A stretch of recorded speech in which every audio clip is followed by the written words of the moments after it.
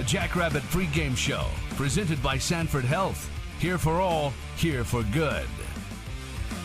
South Dakota State is 2-0, coming off a pair of impressive non-conference victories. And tonight, the Jackrabbits welcome in the two-time defending Pioneer Football League champions, the Drake Bulldogs, in the annual Beef Bowl.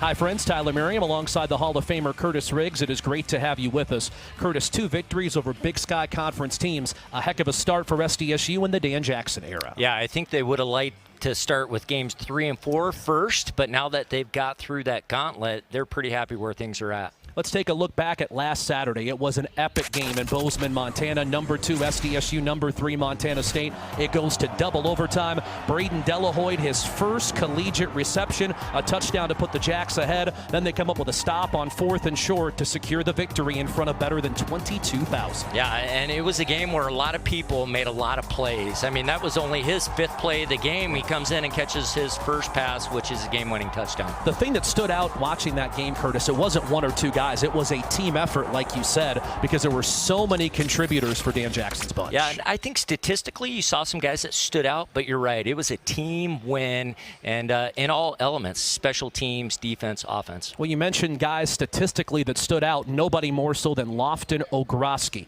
He became the 5th Jackrabbit ever to have 12 receptions in a game. The last one to do it, somebody named Dallas Goddard. He turned out all right. 12 catches, 125 yards, and 2 scores, and a lot of degree of difficulty along the way. Yeah, and big catches at big times, and then also making catches where you got some yak, a little yard after catch. And you think about all the great receivers that have come through the program, that's pretty special. And you feel like the sky's the limit for him because he's still learning some things, the nuances of that position. Well, and Chase Mason's still developing a relationship, a rapport with him, and the timing, too. Yeah, you watch that one-handed catch was just something else. South Dakota State, Chase Mason leading the way against Xavier Washington. He'll be the starting quarterback for Drake. Their starter, Chase Spellman, injured in the opener. So here's Washington, his 4th year at Drake. He hadn't played a game until 2 weeks ago. Now he's the starting quarterback in Brookings in front of better than 19,000. Yeah, he's not very big. He's about 5'10", 175, but really there's not a lot of game film of him. They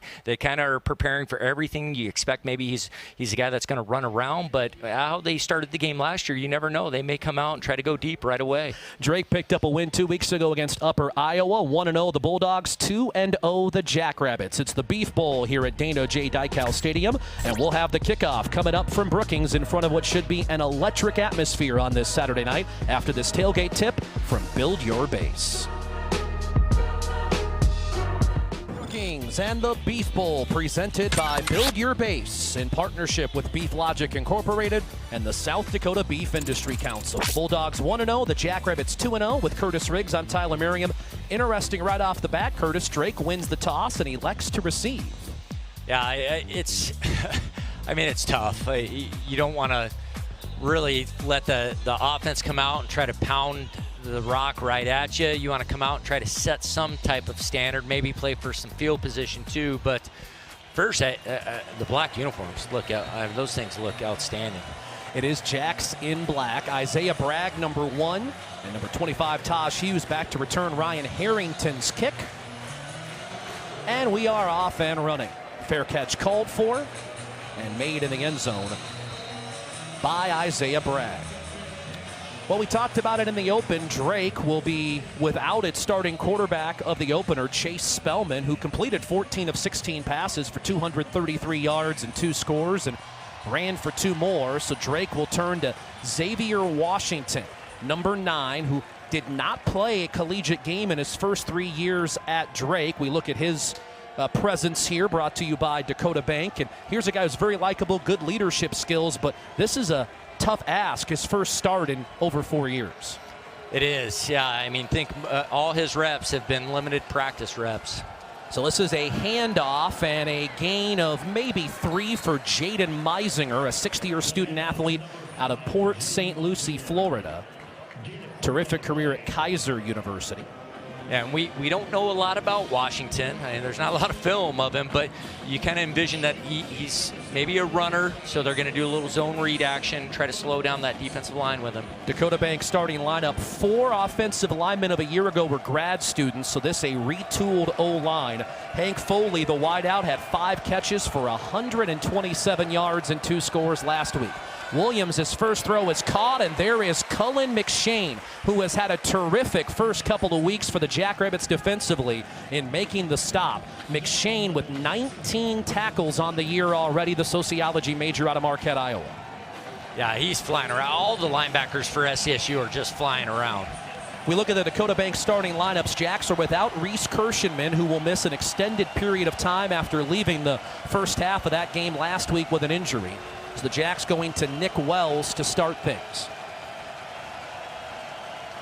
3rd and short. Washington fakes a pass. He'll run. He'll pick up the first down and more. Washington out across the 45 to about the 47. Jalen Lee runs him down. Elusiveness on the 13-yard scamper by the California native. Yeah, not only elusive, but blocked very well, too. They get a great down block from their tackle and then come around with the pulling guard, and he follows very well there. This the second game for head coach Joe Woodley. We'll talk more about the Iowa legend who went across town from Grandview to Drake this offseason. Washington under center will turn and hand off to Meisinger for a nice gain into Jackrabbit territory and then some. Jaden Meisinger all the way to the 31-yard line. So a pickup of 23 for Meisinger, matching his season long. The transfer from Kaiser University, an All-American at the NAIA Power, at over 4,100 yards in his undergrad tenure. Yeah, and it looked like Claiborne kind of got stuck going into his guy rather than into his gap there. You saw him patting his chest after that. It was his fault on that one. Usually they're extremely gap sound, but Drake doing a really nice job coming out and establishing a run game against a very good defense. 38 rushing yards already for the Bulldogs on 3 attempts. Washington looking to throw down the middle, and he's got a man, and he's got a touchdown. Hank Foley. 2 touchdowns against Upper Iowa in the opener, and Washington a beautiful pass down the center of the field from Rancho Cucamonga to Santa Monica. A pair of Californians put the Bulldogs on top early. This is a perfect throw. He's got an unusual throwing motion, sidearm, but just drops it in, and he held that thing until the very last second with a blitz coming. Look at that, takes a shot right there. Perfect throw. That did not look like the first drive as a starting quarterback at the collegiate level, did it? No, but similar to how the game started last year against Drake. Low snap, but good placement. The kick up and good. Luke Woodson, also a running back, the holder for Harry Balke.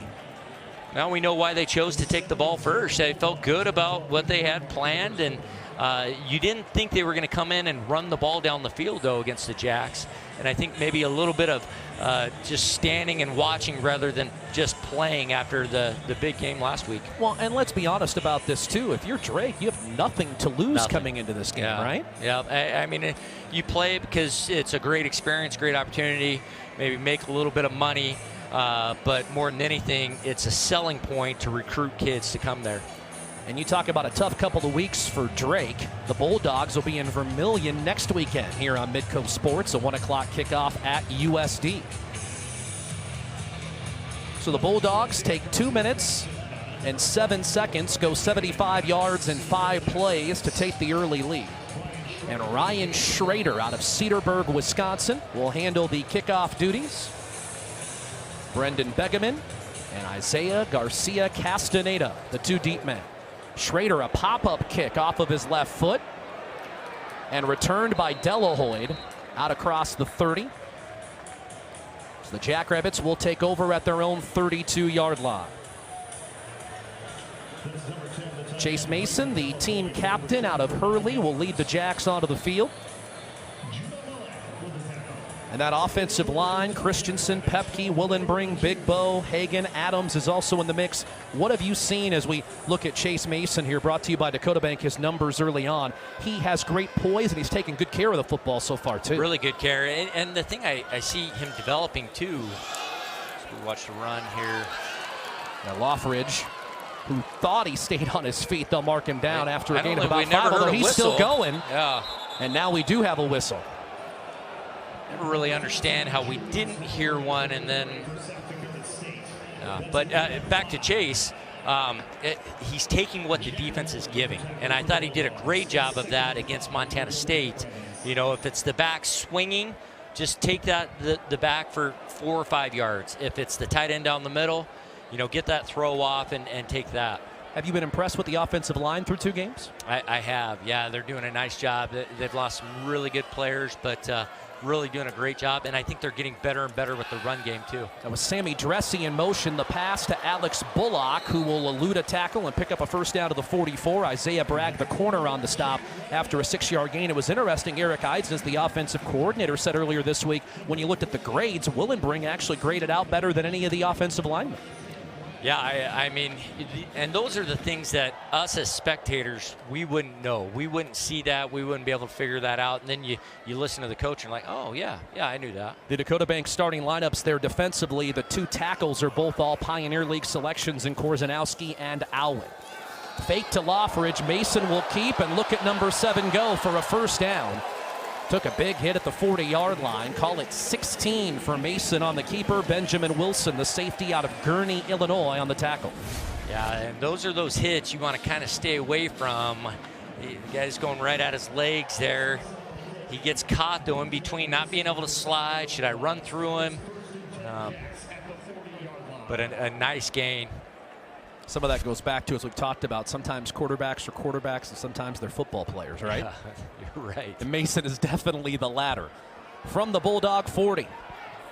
A wobbly ball, and how about Ogroski with the diving catch? That's 11 yards and a first down to the Bulldog 29. That's already 18 receptions for Ogroski, and we still have 7+ quarters of non-conference. Well, and this is a big-time throw. I mean, he makes that throw all the way across the field on a rope, and has pressure right in his face. That was Jacob Alwyn, who we told you about, 2-time honorable mention All Pioneer League selection at defensive tackle, number 93, who laid the big hit on Mason. If you're just joining us, Bulldogs a 5-play drive, long pass from the quarterback Washington to the wideout Foley for a score. Jack's trying for a retort. Mason in trouble, spins away from it, and he'll be out of bounds at the 25-yard line. Sean Allison, the team captain, an all-conference pick at middle linebacker, rides him out after 4 yards. It's great to see on the sideline when he runs out of bounds here. One of the first people running over to make sure he's getting up okay is Coach Jackson. You'd see him just take off over there. He's learning as a first-year head coach. Yeah. He knows. 2nd and 6. Loffridge the back to Mason's left with 3 wides. Here is Loffridge straight up the middle, and he gains a couple to the 23. Once again, Jacob Alwyn in on the play. Well, and Drake committing some of their defensive backs, getting in there, not afraid to attack right away, and some play action later in the game is going to be there. Jackrabbits have struggled mightily on 3rd downs this season. They had a heck of a time out in Bozeman. 5 for 15 on the year thus far.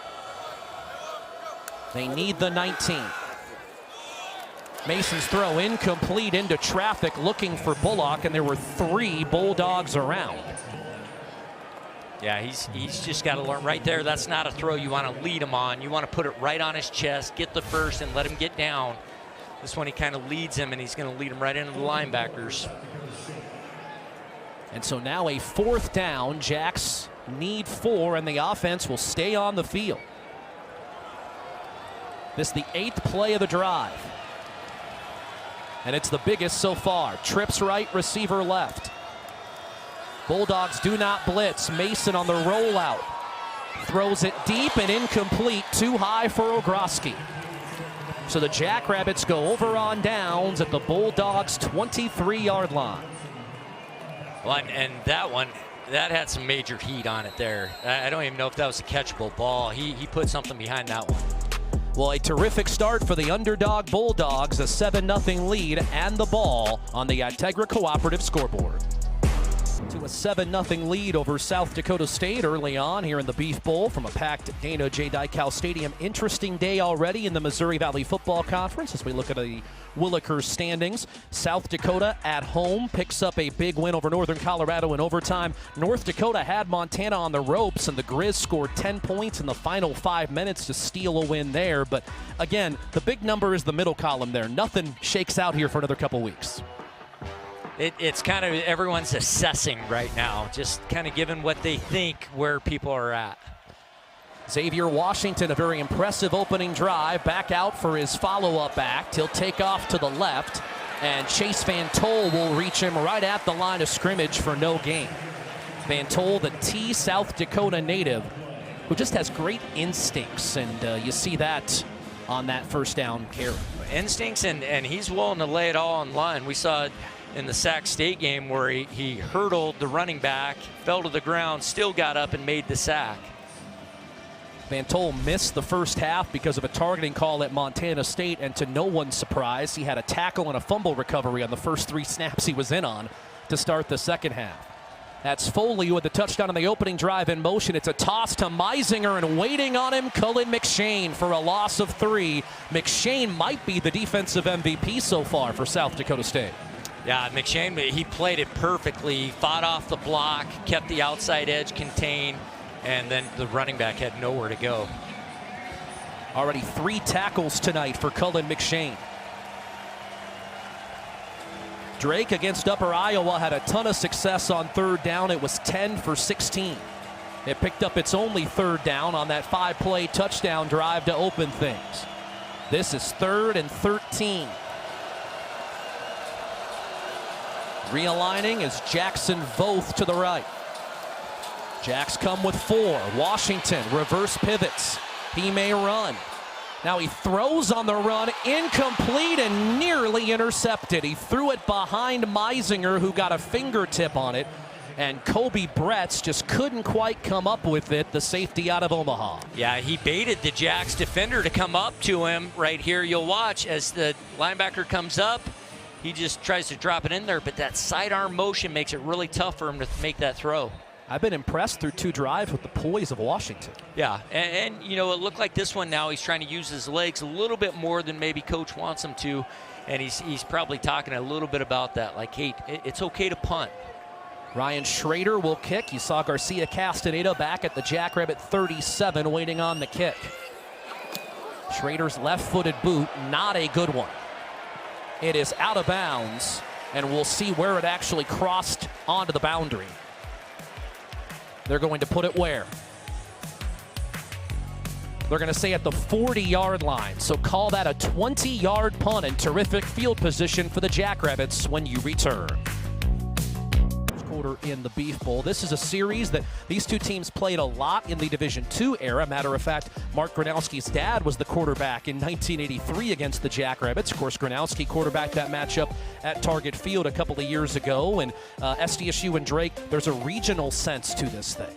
Yeah, I think so, and it gives that non-scholarship FCS school a chance to come in and play, I mean, one of the top teams in the nation every year.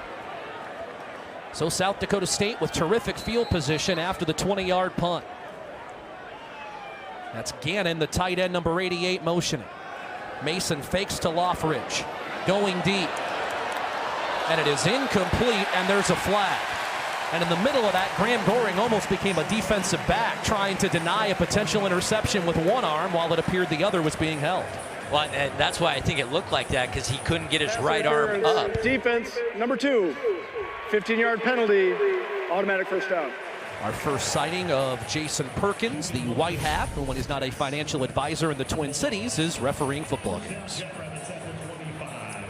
And, you know, he reads the free safety. Free safety takes that inside post. He goes Goring on the deep post, but he can't even get that other arm up to try to make a catch. Kamani Wilson, the junior out of Jacksonville, Florida, the guilty party. From the 25, Olgroski in motion. It's Loffridge straight up the middle. And Loffridge for 7 to the 18. Second down and short. We talked about this off-air. Loffridge literally had his pants blow out on him on that opening drive at Montana State. We've seen tearaway jerseys in the past. Earl Campbell's name comes to mind. We've seen pants ripped off. I've never seen them just fall apart like that. Yeah, I think that's got to be an uncomfortable feeling. The thing you're seeing right now, though, especially with the black and white jerseys, you're seeing a lot of white jerseys get pushed downfield here. Something happened on the sidelines there because the front line for SDSU is moving some people. 9-yard gain for Loffridge on 1st and goal. It's a screen to Alex Bullock. Flag is down. Bullock diving for the end zone, and he's in for the score. But I do not think this will count. I think, well, they had too many guys on the field. I know that Drake got caught trying to sub out. Well, with that screen, there were 2 blockers in front, and the flag came right where the blockers were. But let's see here. Jason Perkins, our referee. Illegal substitution on the defense. 12 men on the field. That penalty is declined. The result of the play is a touchdown. So be it the first collegiate touchdown as a Jackrabbit for Alex Bullock at SDSU, an extra point away from tying it. Yeah, and it seemed like a little bit of a wake-up call, that drive. I mean, really heavy run right at Drake instead of trying to get to the edges, and then an easy screen pass for an easy touchdown. Eli Stater for the extra point try off the Pelham hold and Olivia snap. All the parts are successful. The Jackrabbits cash in inside the Integra Cooperative red zone. And SDSU even with Drake at 7 in the first quarter. This game on Midco Sports is presented by Sanford Health, the exclusive orthopedics and sports medicine provider of the Jackrabbits. 7-7, Drake and South Dakota State even. 6:44 first quarter here on the Integra Cooperative scoreboard with Curtis Riggs. I'm Tyler Merriam, and I will defer to the Hall of Famer as we take one more look at the Jackrabbit touchdown to Alex Bullock. Yeah, I mean, it's not indicative of what happened on the drive. They got the big pass interference call, but a lot of it was established just running straight at Drake. I think Coach Eisner said, you know, enough of the games for right now. Let's really go at him, and then Chase Mason throws the quick screen for an easy touchdown. 9th reception of the year for Bullock, who actually had a scholarship defensive offer out of high school from South Dakota State, but went to Nebraska as a walk-on, and now arriving here as a graduate student. Kickoff into the end zone. It will be a touchback. It is hauled in by Isaiah Bragg. And the Bulldogs will start at their own 25-yard line. When you talked about it, it was night and day for the Jackrabbits, particularly up front from drive 1 to drive 2. Yeah, very much so. I think some of it was schematic, too. They were really trying to attack the edges that first drive. This one, they just went right at him. I think maybe Drake was doing a lot of slanting, some blitzes. You know, the best way is to catch those, just go right at him, and physically just outman him.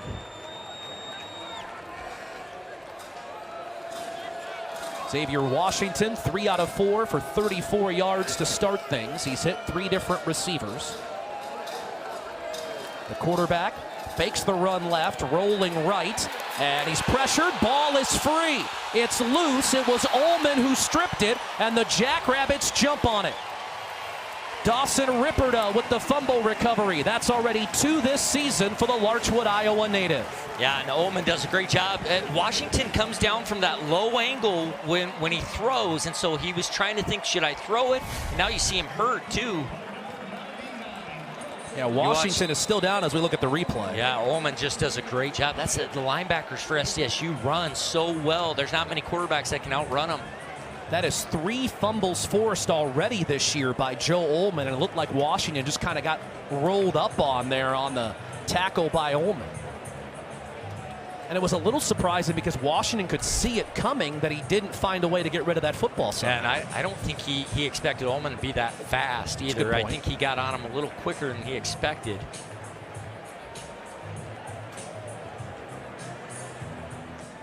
All the other D linemen are going to be saying you couldn't scoop and score. I mean, that's always the dream. They will certainly get their moment in here after this game when they watch it back. Let's have a moment here for Build Your Base.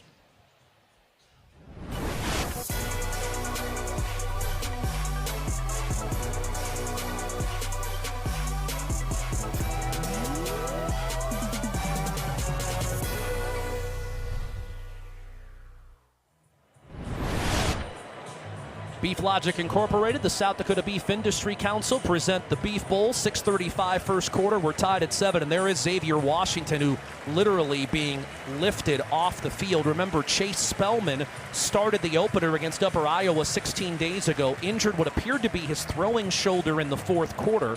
Washington came in. Now he is being helped off the field, so that is a thin quarterback room right now. There is a look at Logan Inagawa, the freshman out of Atlanta, who has not played a collegiate game, and he's likely to be the third man to take snaps at quarterback for Drake in an opening quarter of a football game, and we're still here in the middle of September. Yeah, and also not a very big quarterback, 5'10", 200 pounds, and he's going to get a taste of FCS football here. Loffridge on the run, gains about 5. Jackrabbits started this in the Tegra Cooperative red zone. They took over at the 19, and Loffridge gains about 4 there. Loffridge yet to find the end zone for South Dakota State, but his impact certainly has been felt. 6 carries for 27 yards tonight. He's up to 260 or 281, I should say, already this year. Yeah, he's really shown the value of being a true workhorse, which, you know, SDSU's not really accustomed to. They have rotated a lot. There you go. For the first time in his career at South Dakota State, and the 28th time as a collegiate, Julius Loffridge finishes a run in the end zone.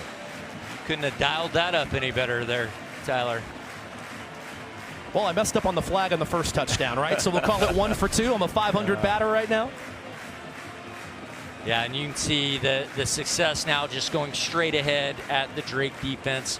It didn't take Coach Eisness very long to just go right at him. And again, he got touched right about the line of scrimmage. He never seems to go down or even fall backwards on first contact. Yeah, and rarely do they get a clean shot on him, too. It's a lot of arm tackles. Extra point up and in for Eli Stater. And Julius Loffridge, 6 carries, 41 yards, and a touchdown for South Dakota State. This a young man who, nicknamed Juice, graduated with a sociology degree from Fordham. And he said, when they announced my name at graduation, they messed up all 3 of my names. I am Julius Xavier Loffridge. And I said, you do what you do here at South Dakota State, what you did at Fordham, everybody will know how to say every syllable of your name, young man. They'll get that right. And he's carrying on the tradition of some extremely good running backs that have come through here.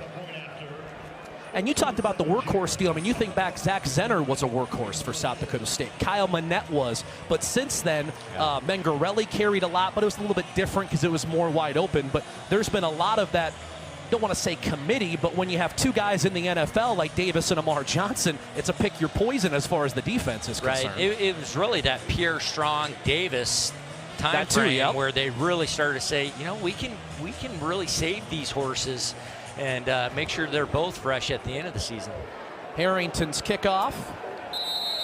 He's into the end zone. Bragg will fair catch it for a touchback.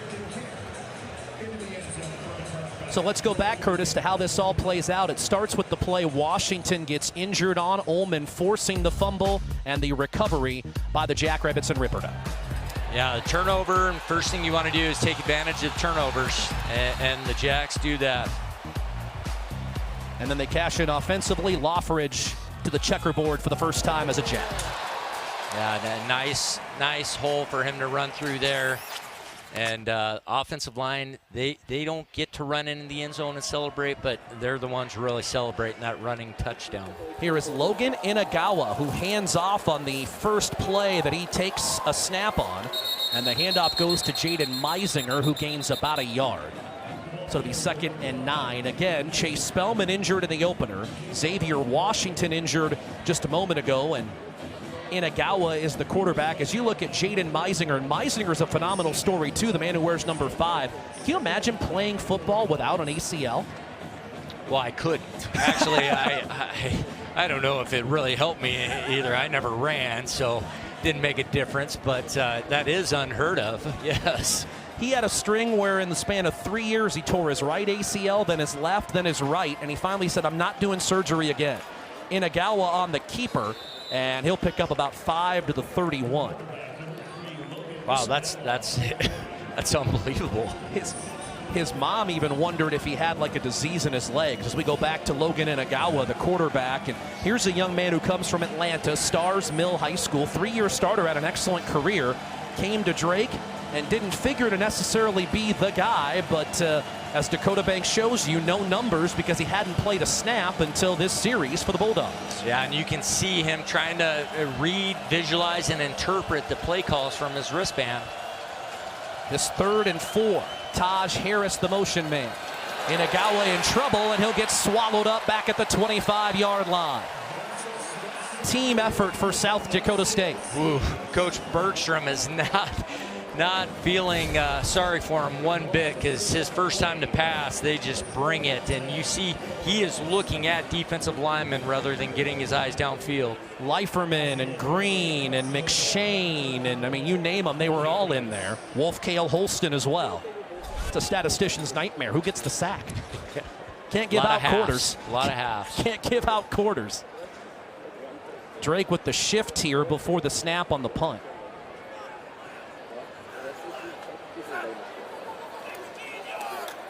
Rugby style kick from the lefty Schrader. Fair catch called for and made by Garcia Castaneda.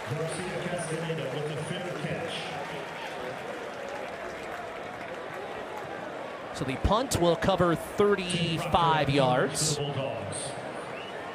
And South Dakota State will take over at its own 40. Are you a fan of the pre-snap shifting when you're punting?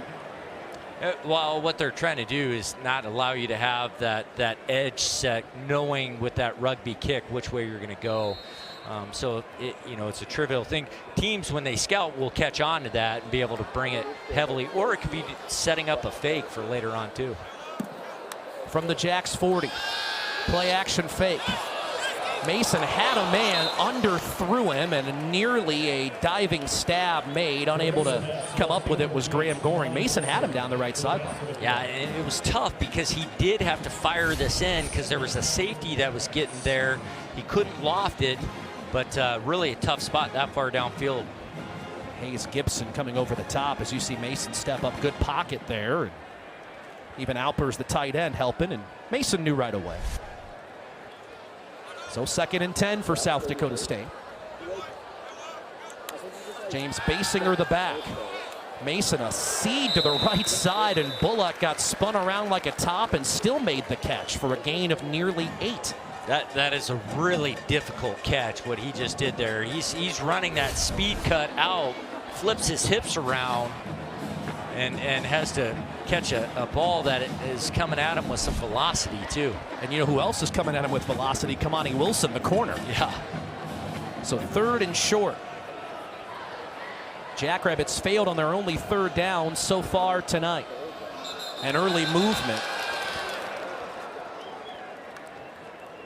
And this will cost SDSU 5, it would appear. False start, offense. 69, 5-yard penalty, still 3rd down. Quentin Christensen, the left tackle, called for the penalty, one of the co-captains. Was making his 18th consecutive start here today. The other co-captain up front, Sam Hagan, the 2 offensive linemen. And it's such an interesting contrast because Hagan's very soft-spoken and Quentin Christensen is not. But both small-town guys, Wessington Springs, South Dakota for Christensen, Fordville, North Dakota for Hagan. Loffridge backs his way to the 49. He needed the 50, so the Jacks are a yard shy. Wow, that must say they're going for it on 4th down if 3rd and 8 and they run that. That was one thing Eric Eidsness said. Some of the 3rd down conversion rates are because we've called some plays on 3rd and maybe 6 to 8 yards that might not get 8, but they'll get 5 or 6. Let us go for it on 4th down. So some of it we need to execute better on 3rd down, but some of it is by design as well. Yeah, and the head coach will say, hey, you're going for this. You got 2 plays. Gustad ahead of Loffridge, and he never had a chance.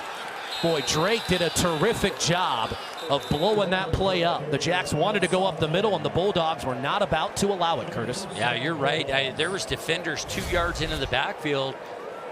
He has nowhere to go here. Well played by them. Allison, 33, was one of the first 2 men there, along with 44, Wilson.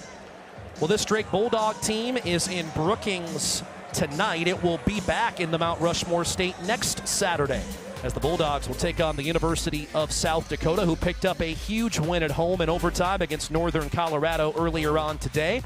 Bulldogs and the Coyotes on Saturday, 1 p.m. Central Time. We'll start things on Midco Sports 2 and also available on Midco Sports Plus. Inagawa looking to throw with a good pocket, and what a catch inside the 25. That is Taj Hughes, the senior out of Phoenix, who was an all-Pioneer League running back a year ago, shifted to wide receiver, and that's a heck of a catch by all 5'9" of him. Well, a heck of a catch and a heck of a throw. I mean, look at him put that in the window between the safety and the corner on a smash route there. He just drops that right in, and you're right, a great job going up and getting that ball.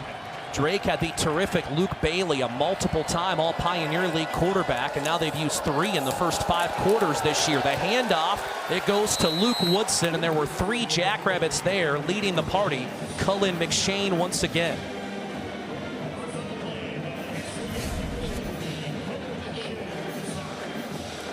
The D-line, you can just sense how it's going to be difficult for Drake to consistently be able to block him up front for 4 quarters, especially as SDSU starts to rotate around. The depth is going to really wear down that offensive line. McShane and Wolf Cale Holston on that stop. That's already 5 tackles for McShane, and then the friendly, jolly Gilbert, Arizona native, Aaron Wolf Cale Holston.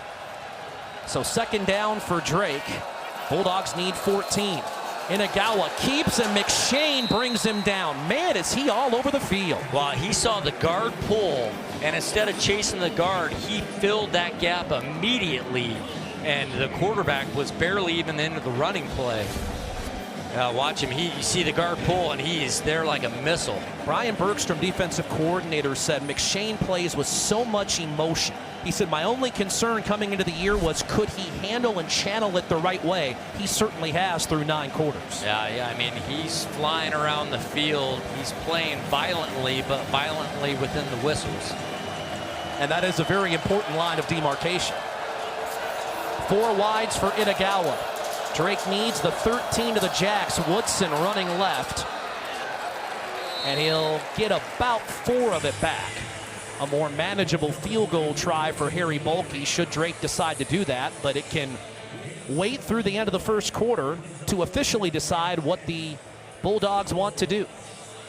Well, it's a nice call. I mean, they're playing for the field goal there. Let's try to get ourselves in a little better position and know that 3 points are okay.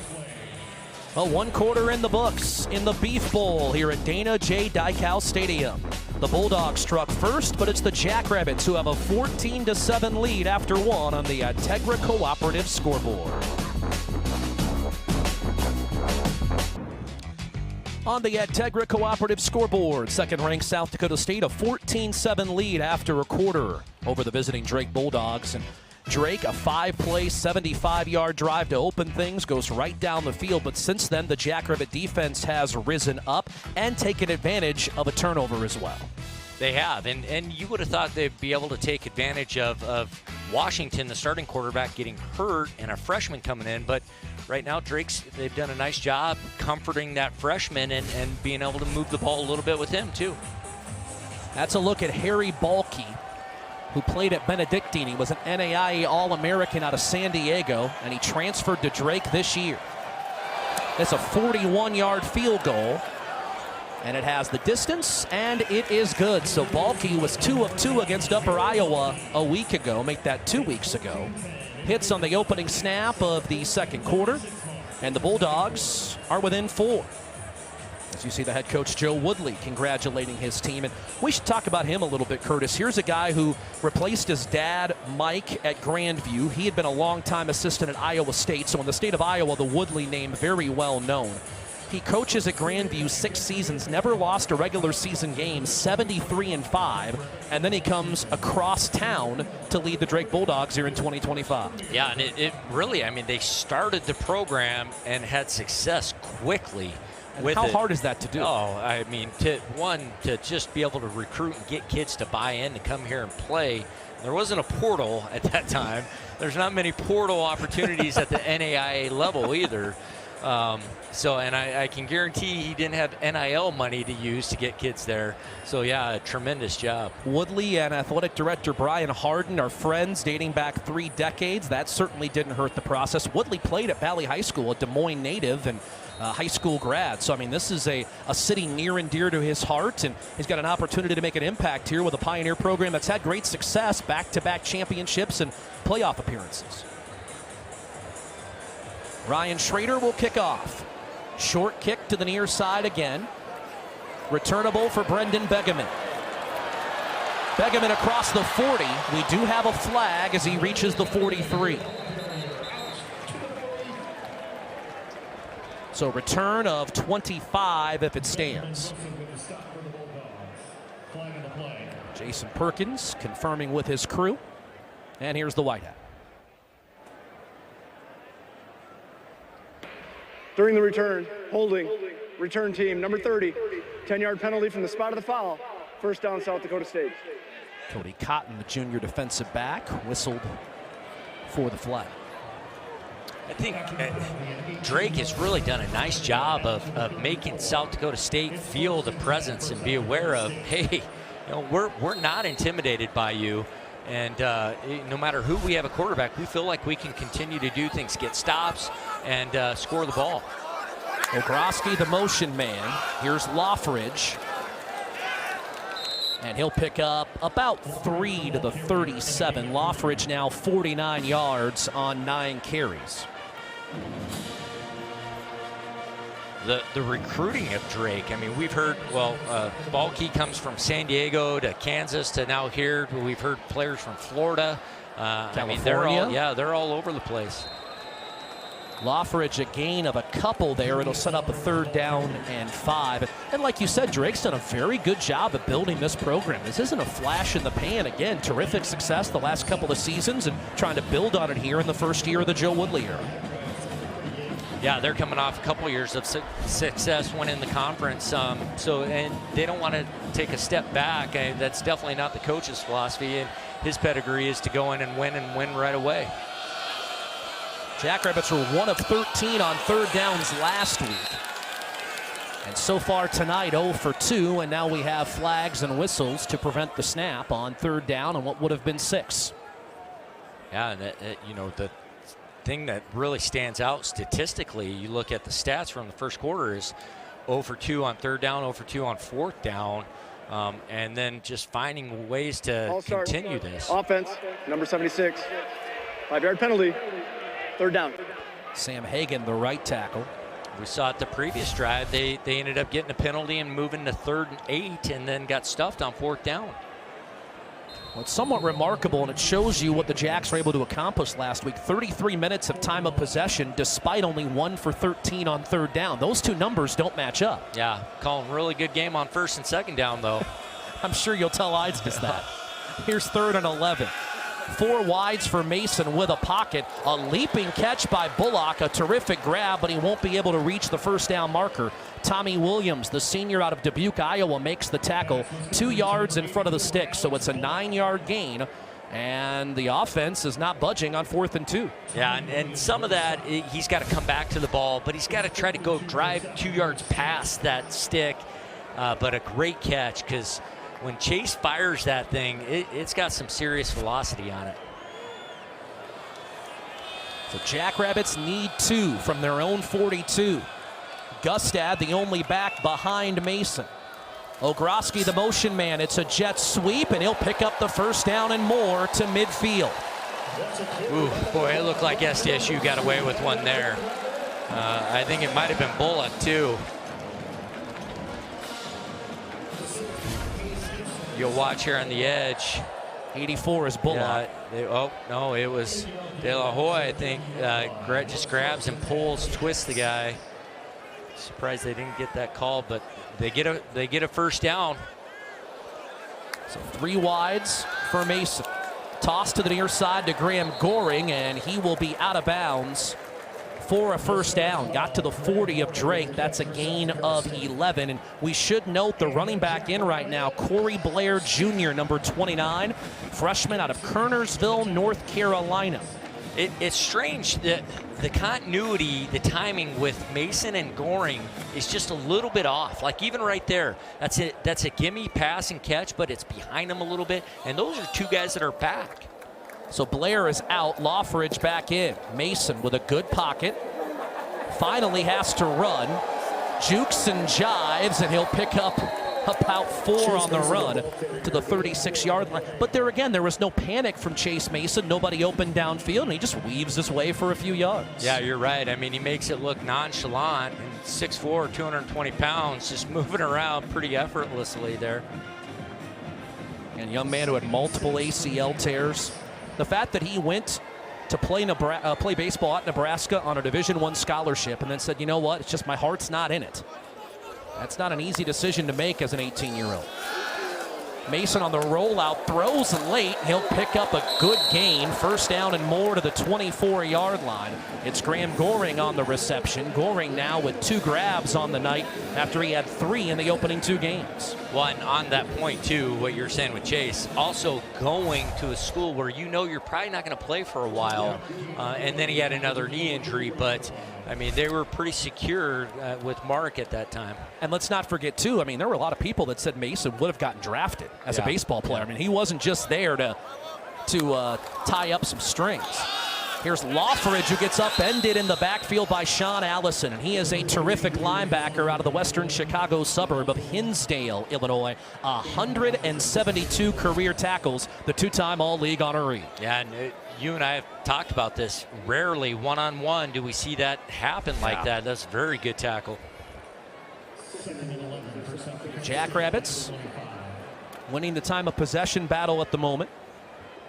On the move, 8 plays, 42 yards so far. This is snap number 9. Mason looks left. He'll throw that way to Ogroski. And that is a pretty good tackle, all things considered, by Isaiah Bragg, but Ogroski certainly didn't make it easy on him, did he? No, this was a perfect throw, too. I mean, it gives the receiver a chance to be able to do something with it afterwards, and you're right, he gains about 3 more yards just carrying the defensive back with him. So this 3rd and 2, again, the Jacks 0 of 3 on 3rd downs. I think that's one of the more unique things about this Jackrabbit team so far. They beat 2 very good teams out of the Big Sky, and yet you don't feel like they're even scratching the surface yet on how good they can be with points like you just made. Yeah, I think they still have a lot of room for improvement. I know Coach is really looking at the bye week as a chance to really assess where they're at. Loffridge with a nice run inside the 10, and it takes 3 Bulldogs to haul him back at the 8. 8-yard gain. It'll be 1st and goal for SDSU as the Jacks have entered the Integra Cooperative Red Zone. Well, that time he wins the battle with Allison. So here's 1st and goal. Loffridge checks out. Back in James Basinger, the freshman out of Littleton, Colorado. Number 32 on the left hip of Mason. 3 wides, and Alpers the tight end to the left. Now Gannon the motion man. Basinger eludes a couple of tackles and ends up inside the 2. Boy, he is slippery. A late bloomer who was first team All-Colorado as a high school senior. Yeah, and Alpers gets beat across his face there. They slant, but it's still a nice run, avoiding that first tackle. And here again, we talked about it a week ago at Montana State with Eric Eidsness, all the different personnel groupings. 3 guys in, 3 guys out here on 2nd down and goal. Gustad, the fullback to the left of Mason. The deep back is Basinger. Basinger again, and he touches the end zone for the first time as a Jackrabbit as SDSU doubles up the Bulldogs on the board. Yeah, and this was blocked really well. They did a nice job here, and good feel for where the gap's going to be, and following that fullback's usually a good thing. And Allison got there after he was already in the end zone. Then you saw Basinger jump up and celebrate with Jalen Thompson, another one of those tight ends. Yeah, and Alpers too, he had a good finish on that. Jacks will use 5 tight ends and Gustad the fullback, and you might see them all in a 2 or 3 play span. I mean, 5 tight ends. No wonder Vince Benedetto wanted to come coach here. Now I know. Hey, Mama didn't raise no fool. Yeah. Extra point up and in for Eli Stater. South Dakota State with a 21-10 advantage here at the 8:09 mark of the second quarter. The Jackrabbits with an impressive drive. Basinger his first collegiate touchdown. And on the Integra Cooperative scoreboard, it's the Jackrabbits by 11. This game on Midco Sports is presented by Farmers Union Insurance. Simply different. The Integra Cooperative scoreboard shows second-ranked South Dakota State with a 21-10 lead over the Drake Bulldogs. And the Jackrabbits with the 11-point lead thanks to a 12-play, 66-yard drive, doing it both through the air and on the ground, Curtis Riggs. Well, and they put themselves in position on a third down. They finished on a fourth down, which they were struggling that first quarter with, and then capped the drive off with a touchdown. James Basinger with the 2-yard run. And there's a look at Ryan Harrington, who had a heck of a tackle late in the first half on a kickoff return last week by Montana State's Jabez Woods, channeling his inner Adam Vinatieri on that play. Fair catch called for. It'll be a touchback, and Drake has it at its own 25. So it's 21-10 SDSU. Drake football when you come back to Brookings and the Beef Bowl. The Integra Cooperative scoreboard, South Dakota State a 21-10 lead over Drake. This is the Beef Bowl. Its origins go back to the 1960s. Stan Marshall, the athletic director, Hilton Briggs, the president, knowing it's an ag school, wanted to build relationships with the beef industry, and so it started as that, and it has grown into a game that you circle every year on the calendar, and it's been sold out now 3 straight falls. Yeah, sold out. Before the game, you saw a lot of recruits on their official visits here, too, taking advantage of it. And let's not forget they auction off steers at halftime as well. First and 10 at the 25. Inagawa, the handoff to Meisinger, and he won't get anywhere. That's not normal. Kobe Claiborne on the stop. Goodness. Dan Jackson asked me earlier this week, he goes, where will they be? I want to take the recruits by. I want to show them. They're not going to eat the grass, are they? Yeah. Oh, gosh, that's great. Kobe Claiborne won't eat the grass either. He was in there along with Chase Van Tol. Claiborne just knocked 2 Drake Bulldogs over the top of the play while Van Tol was at the bottom of the pile. Green and Claiborne have been outstanding. Actually, all 4 of the guys that play interior have been really good. Some shifting around pre-snap. Kyton Fife, one of the linebackers in there right now with Van Tol and Ullman. Inagawa pressured and just throws it up to nobody just to get rid of it to set up third down. Yeah, and Claiborne right there sent just enough of a message, but smart enough not to get a late hit. And Claiborne, a team captain out of Sioux City, Green out of Northborough. And now the Bulldogs, a third down. They're 1 of 4, as you see, on third downs. Jackrabbits have been one of the best defensive teams in the country on third down and one of the worst offensively on third downs based on the numbers. That's backed up again tonight. Bulldogs need 10, about as loud as it's been all night here at Dana J. Dykhouse Stadium. 4 men come. Inagawa throws low and incomplete, intended for Taj Hughes. Yeah, and last time it was Claiborne, this time Green in the face of the quarterback.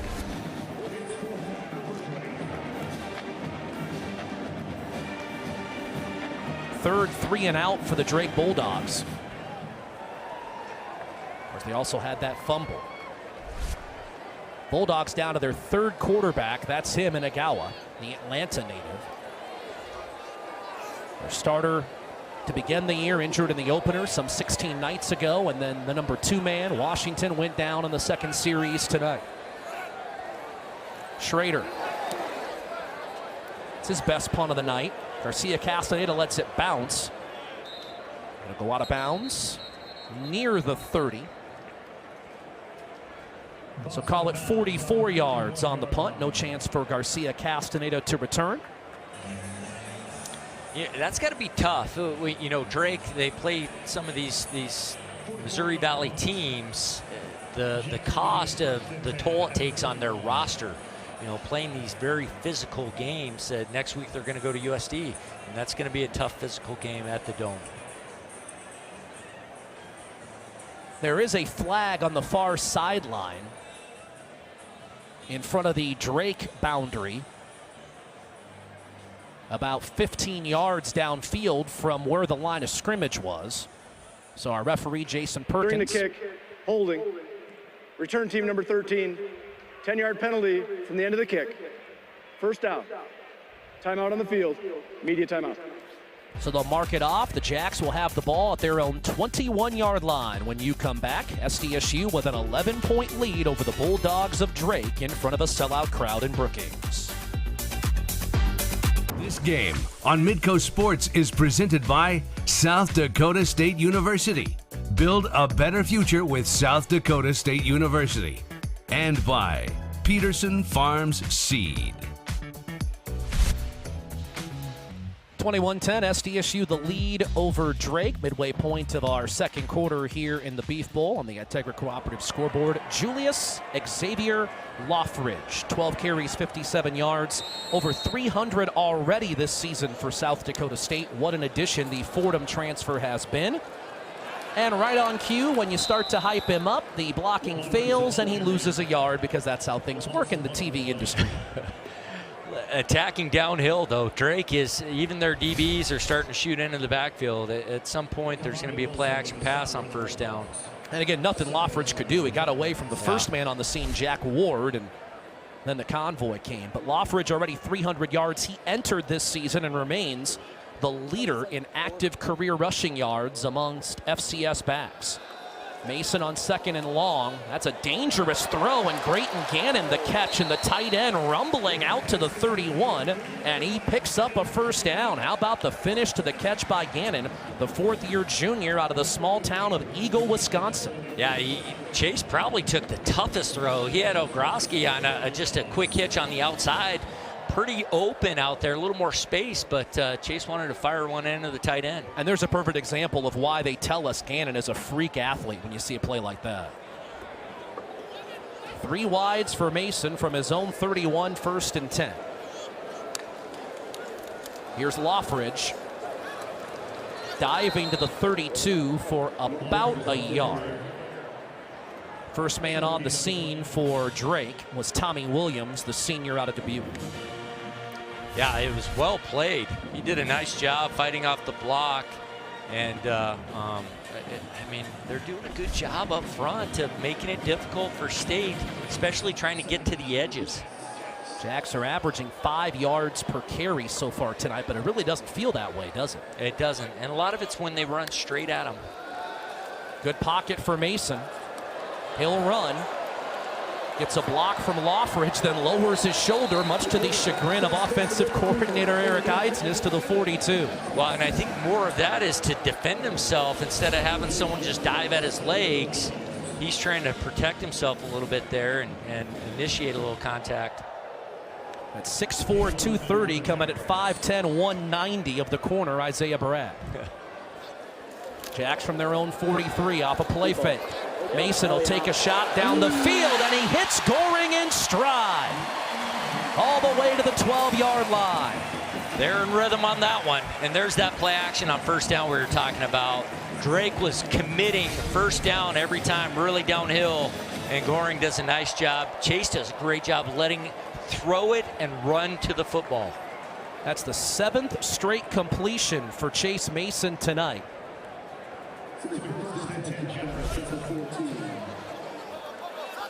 Gain was a 44, and now Loffridge, as the Jacks are in the Integra Cooperative red zone, gets about a yard to the 13. Well, one thing you love to see so far tonight if you're Eric Eidsness, the Jacks have capitalized on trips inside the 20 with touchdowns. Yeah, red zone, they've been efficient. That part, I mean, just really that cloud of third down situations for them is the one dark cloud they've had. 1 of 4 on third downs. It's Vince Benedetto, the tight ends coach. Deontay Cooper, the running backs coach, to his right. Julius Loffridge inside the 10 to the 9. 4 more. J.R. Flood, a Northbrook, Illinois native, the Chicago area linebacker. Losing his helmet in the process is Sean Allison. So that's a big loss for Drake. Their team captain, an exceptional linebacker, has to leave the game for a play because he loses his lid before 3rd and 4. Yeah, especially at third down situation. And how about this? This is a very intelligent call by Joe Woodley. You call a timeout because that cancels out the having to sit out for a play, and Allison can come back out on first charge time out of the half. This will be a 30-second timeout. It's a subtle thing, but as a coach, you have to appreciate that.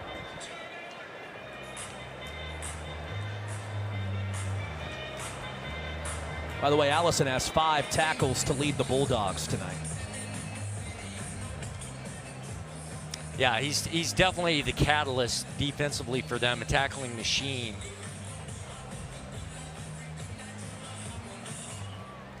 Jackrabbits, this is the 3rd game in 3 weeks. They have next week off. Then they host Mercyhurst, who's had a very challenging non-conference slate. It played well against Youngstown in the opener. They'll be in here on September the 27th, and conference play opens for the Jacks at Youngstown State. So this is an interesting time for the Jacks. You have this game, then you have next week off. So trying to get everybody work, but also not too much work, right? Well, and the tough part, too, is you don't want to think, hey, we got over these 2 mountains of games for game 1 and 2. We've got Drake coming in and a bye. And some players will start to go in coast mode. I think the coaching staff's done a good job of really honing in, hey, it's another game, another chance to step on the field. So here's 3rd and 4. It is Loffridge, and he gets brought down after maybe a yard. Tristan Anderson, the Buffalo Grove, Illinois product, made the tackle. And then after the play, a Bulldog Drake, lost his helmet in the end zone. Jack leave Ward. the game for 1 play due to his helmet coming off. Here's another look, Curtis. It's a great play by Anderson. Well, and they stop once they hear the whistle there on driving him through the end zone. Well, Drake had some confusion trying to get bodies off the field. You saw the end of that. And the Jackrabbits send on multiple new bodies here, looking at a 4th down and not quite 2.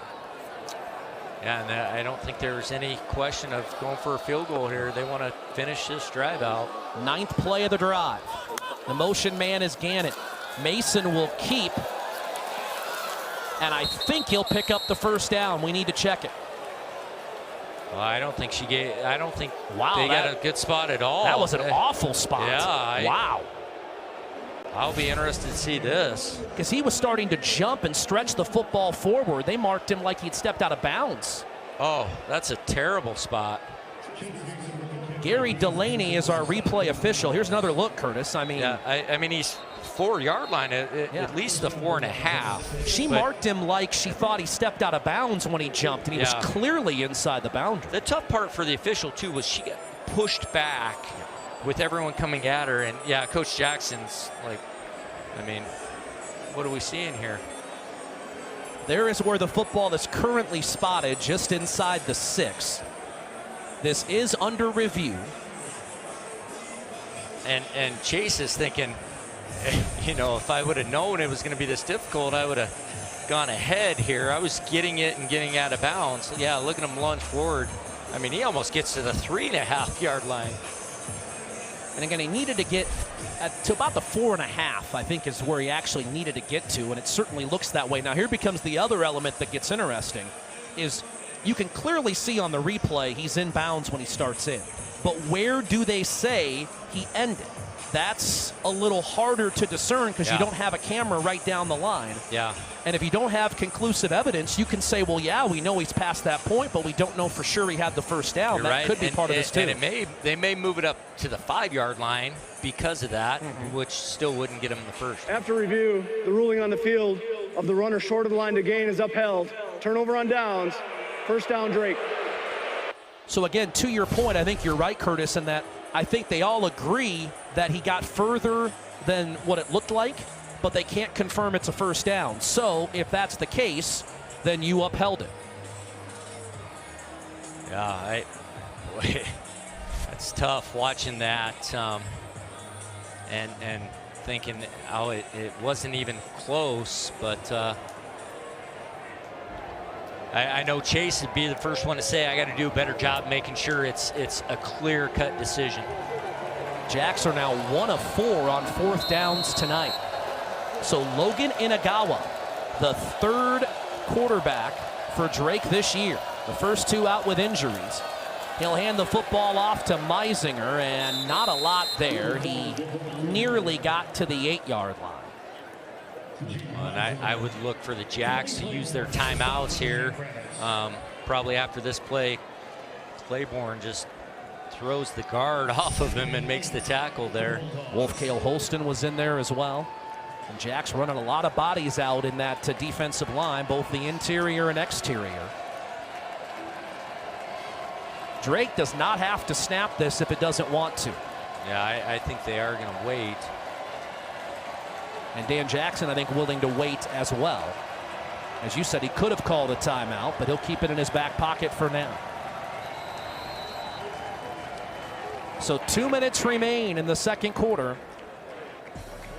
And the Jackrabbits a 21-10 lead over Drake on the Integra Cooperative scoreboard. Jackrabbit alum doing great things in the veterinarian industry out west. And aloha from Hawaii, a pair of Jackrabbit soccer players who were great friends before they arrived at SDSU and have continued their friendship since arriving on the mainland, plus our Avera highlights and first half stats, all coming up during our halftime show. Reminder, coming out of our end of the half on the way to the locker room, Dan Jackson will throw on the headset. We'll get thoughts from the head coach on the first 30 minutes. Jacks have 3 timeouts here, leading 21-10. Drake with a 2nd down and 8 from its own 8. Logan Inagawa. Nice little run, bounced off a tackle and backed his way for a first down to the 16-yard line. That's a big play for Inagawa, really despite was. the tackle from McShane. He does a good job making it look like it's a rollout pass, but it's a straight quarterback run the entire way. Just enough of a lead from Nate Henry. And now Drake willing to bleed that clock. And Jacks have 3 timeouts, but they have to be selective in when they use them, of course.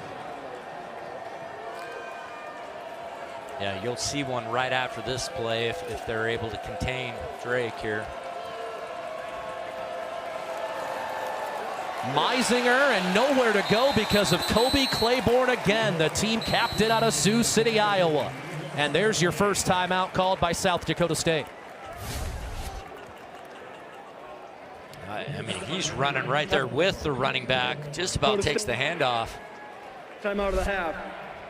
This will be a 30-second timeout. Claiborne just a monster. That's 7 tackles for loss, 3 sacks tonight by the Jackrabbits defensively. Let's take a moment to hear from our friends at Sanford Health.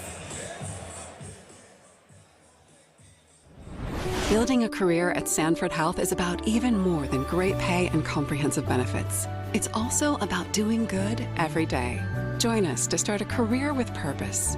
Because no matter what you do here, you'll be changing lives. Tyler Merriam, Curtis Riggs, our entire Midco Sports crew with you tonight from Brookings. Thanks for making us a part of your Saturday. Jackrabbits 21, Drake Bulldogs 10. Drake jumped out to a 7-0 lead with a 5-play, 75-yard drive. Jacks have seemingly controlled the game since, but if you're Joe Woodley, you have seen a lot of things to be positive about. Very much so. Yeah, you're right. They've controlled it, but they can't put them away, and Drake has done a great job of staying right in this. Meisinger again. Not a lot there, and this will be a timeout for South Dakota State. Yeah, and as the Jack defense is planning on, hey, we're going to stop and call timeout. The offense, you know, Coach Eisen is probably talking to Chase Mason about, hey, here's our go-to plays. Here's our hurry-up ones. If we probably won't have any timeouts, let's make sure we know that. Let's not gloss over. That was a nice tackle from his safety position by Noah Thompson, the 4th-year junior out of Brandon. Yeah, and you know, that's part of the game now. You see safeties having to get down in there, attack just like a linebacker to help shut down run games. Well, to that point, one thing Brian Bergstrom talked about, we don't really feel like we necessarily have linebackers and safeties and corners. I mean, they're almost interchangeable at this point. That's not just at South Dakota State. Well, and the packages too. You were talking earlier about we got to get Matt Goring in for so many plays. I mean, they know the depth has got to be there, and they're willing to play anyone at any time. And with that, you know, we've had years at South Dakota State where the Adam Bachs or the Christian Rosenbaums never left the field. Brian Bergstrom said this isn't one of those years. We feel like we can put a lot of guys in, and there isn't a lot of difference there. Yeah, I think that part's key, is there's not a lot of difference, because when Adam Bach was on the field, there was a pretty significant difference between him and everyone else. But his injuries that he experienced really showed, hey, we got to have other people ready to go. Jackrabbits have a 245 to 102 yardage advantage. That carry by Meisinger. The first time Drake has been over 100 yards tonight. The Bulldogs 1 of 5 on third down. It's Taj Hughes on the jet sweep, and he gets shoved out of bounds, but a late flag. It was Noah Thompson who forced him towards the boundary. Then McShane pushed him out of bounds and apparently continued on into the sideline, and a flag came out at the end of it. Yeah, that's a tough one, because you think, boy, they're going to get a free one with running out of bounds, but... Defense number 5. 15 yards from the end of the run. Automatic first down. And it certainly didn't help Cullen McShane's situation that happened on the Drake sideline. That little extra shove. Yeah, it's pretty clear. That's a good call. But again, it goes back to what Brian Bergstrom said. That's the only concern he had about McShane, was just being able to bottle up that energy the right way. And so they're talking about there on the near side. So Drake with 1:05 and 2 timeouts. Suddenly they've gone from not just trying to run out the first half clock, they're thinking points. Empty set here. Inagawa wants to throw on the pop pass at a wide open tight end to the 42-yard line. Cooper Haswell, the UNLV transfer from the northern San Francisco area, Ross, California, with the big hitter. That's a pickup of 20. Well, and they're lucky that Inagawa, he had some pressure in his face right away, because if he could have set his feet and made a good throw, it might have been a touchdown, because he was wide open. Clock is running, and the Bulldogs do have 2 timeouts. From the 43 of the Jacks, Inagawa, fake of the handoff. Took a big hit as he lofts it down the middle of the field, and that pass is incomplete. It was Blake Leiferman who leveled him, and we almost had a replay of the first half of a couple of weeks ago with an interception there deep in Jackrabbit territory. Yeah, and that's one you want to get, though. That's first down. Yeah, that's one you want to take advantage of. I know he lost the ball, but right there, that's a catchable ball for him. And again, Leiferman leveled Inagawa. The Drake coaching staff no doubt had their hearts jump up into their throats watching that hit. Well, and you know, one of the coaches is thinking, well, what do we have next? Because he's a freshman in here. Got a sophomore who hasn't played a college game either. Tate Platt would be next up. Dropping to throw, screen. It's the tight end again inside the 35. A first down near the 31 for Cooper Haswell. Harry Balke hit a 42-yarder in the opener against Upper Iowa. This ball being marked at the 32. So Drake is maybe 5 yards away from Balke field goal range if they're not there already, and a timeout with 27 seconds left. And some really creative plays. The last couple of plays, they've done a nice job. They had that pop pass to the tight end, and then that tight end middle screen right there. Well-designed play, taking advantage of an aggressive defensive line. So the Bulldogs, who scored first in this game, trying to score last in the half and make it a 1-score game going into the break.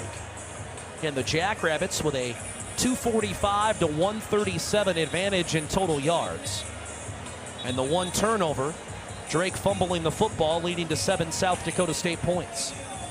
But the Jacks unable to capitalize on that previous trip in the red zone, the 4th down, and did Chase Mason get the first down or not?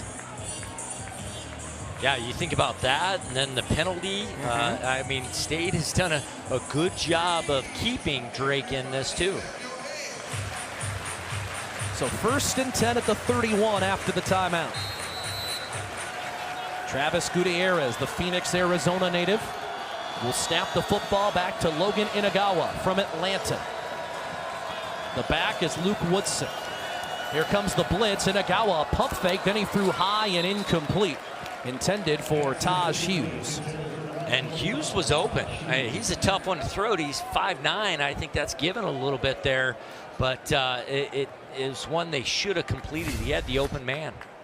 Another look at the pump fake and then the high throw with Van Tol coming over the middle, ready to lay a lick. Again, Xavier Washington hurt on the second series after Chase Spellman left the opener with an injury. 9 plays, 63 yards so far on the drive. This will be snap number 10 for Drake. Inagawa throws to the far side, and how about that catch? With Isaiah Johnson all over him, Taj Hughes able to hang on to the 27-yard line. It's only 4 yards, but a rather impressive 4. Well, and it gets him a little closer. If anything, a little closer for potential field goal. And that's probably what they're thinking right here, too. And out of bounds to save your one timeout. This is 3rd and 6. The Bulldogs are 1 of 5 on third downs tonight, but remember the last time they failed on third down, the penalty bailed them out.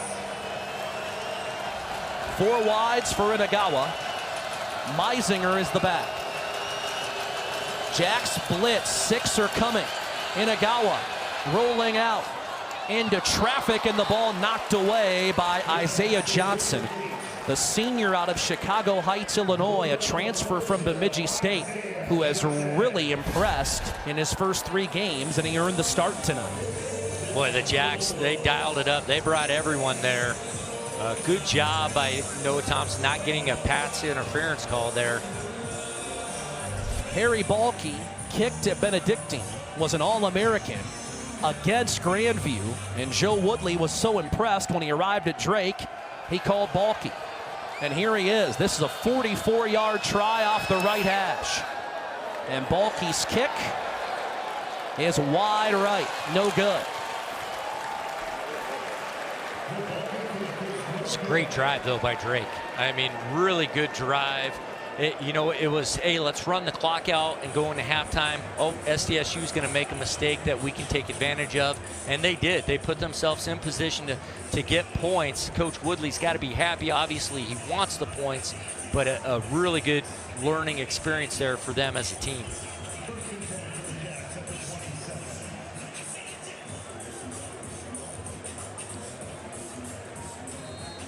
So Chase Mason will put a knee to it. And we'll head to halftime with South Dakota State a 21-10 lead over the visiting Bulldogs of Drake.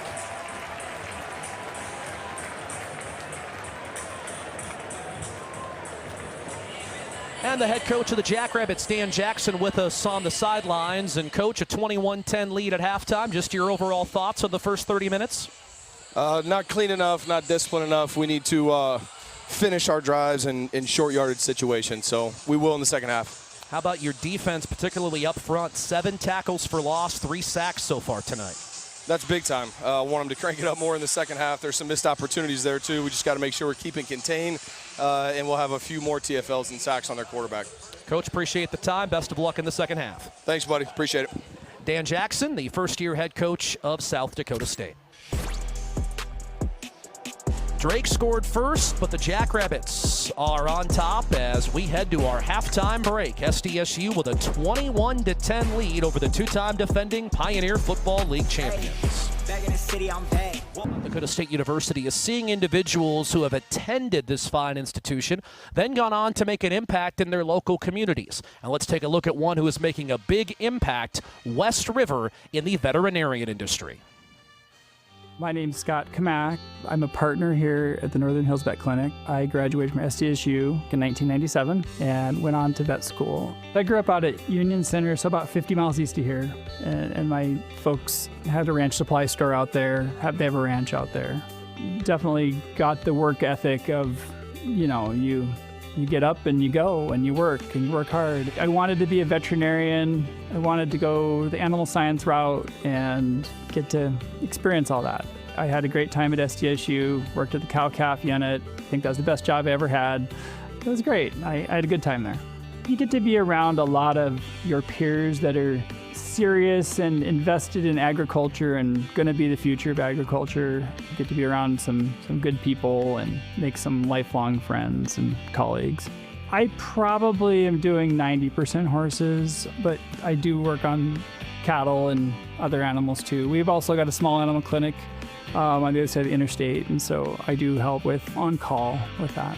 This time of year is primarily clinic-based. It's rodeo horses, checking them out to make sure they're sound and that they're healthy. I really enjoy a lot of the clients that we get to work with and some excellent equine athletes. I think just the people's passion for their animals and how much they're just so into them and spend so much time with them and just get to know them so well. It's a good career choice, but I think you really need to have the love for the animals, the love for helping people. It's a lifestyle because it does pull you in. Finding a work-life balance, that's probably the tough part. I'd like to think that if you look at the big picture, I think we're keeping people healthy by keeping animals healthy. Halftime here at Dana J. Dykhouse Stadium in the Beef Bowl. Number 2 South Dakota State with a 21-10 lead over the visiting Bulldogs of Drake. And as our halftime show continues, a wonderful story on a pair of young ladies from Hawaii who were best friends and have continued that here at South Dakota State University when you come back to Brookings. Of defending conference champions doing battle tonight. Drake, back-to-back Pioneer League title holders. And the Jackrabbits out of the Missouri Valley Football Conference, number 2 SDSU with a 21-10 lead over Drake.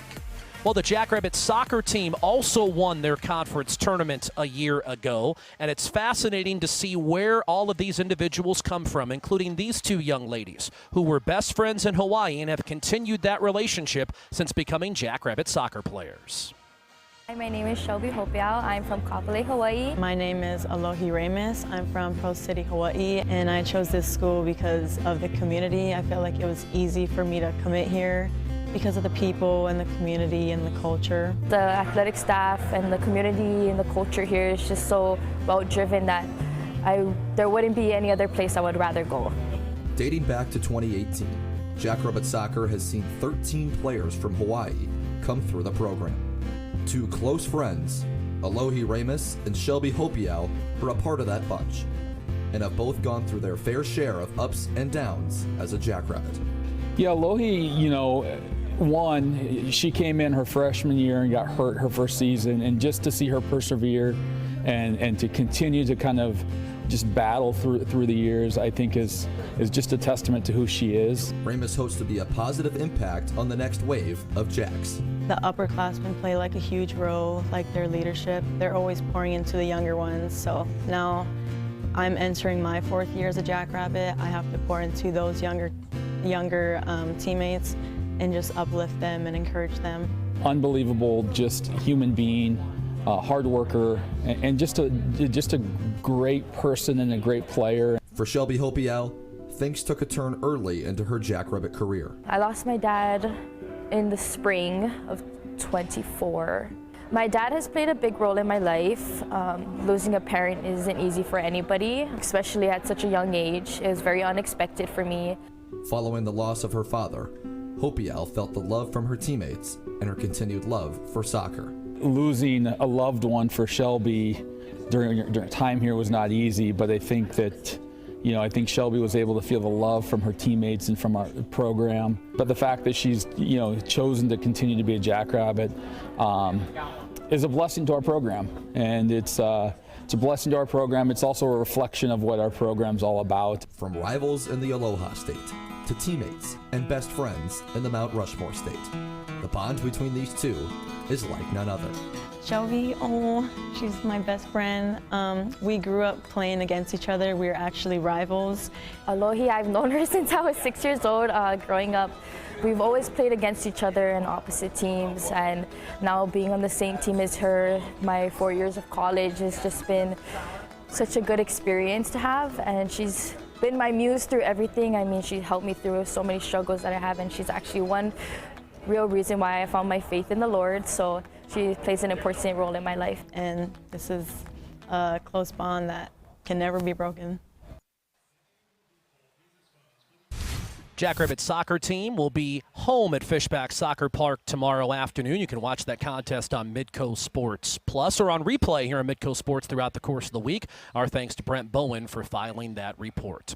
The Hall of Famer Curtis Riggs rejoins us with highlights and a breakdown of our first half when you return to Dana J. Dykhouse Stadium on the Integra Cooperative scoreboard. Number 2 South Dakota State leads Drake 21-10. South Dakota State ahead of Drake on the Integra Cooperative scoreboard as our halftime show continues in front of a sellout crowd here at Dana J. Dykhouse Stadium. Alongside the Hall of Famer Curtis Riggs, I'm Tyler Merriam. Unique first half here, Curtis, in that you feel like SDSU controlled things, but Drake did just enough to hang around here and is only down 11 at the break. Yeah, statistically, you think SDSU has a huge lead, but Drake has they've came in, battled, and made big plays that have really kept them in this game. Let's take a look at how this first half played out as our highlights are brought to you by Avera Orthopedics. And again, Drake got off to a terrific start with Xavier Washington, who did it first with his legs and then with his arm. Yeah, they moved right down the field, 5 plays, and a beautiful pass right here for a touchdown. Hank Foley on the receiving end, and it was 7-0 Drake before the seats were even warm. But South Dakota State responded with an impressive drive, and Alex Bullock ties the game on this screen. Yeah, and gets his first touchdown of the season there, and they actually ran the ball to get down there. And then the Jackrabbit defense rises up. Joel Ullman makes the stop and forces the fumble. This actually sent Washington out of the game with an injury. Dawson Ripper to the recovery.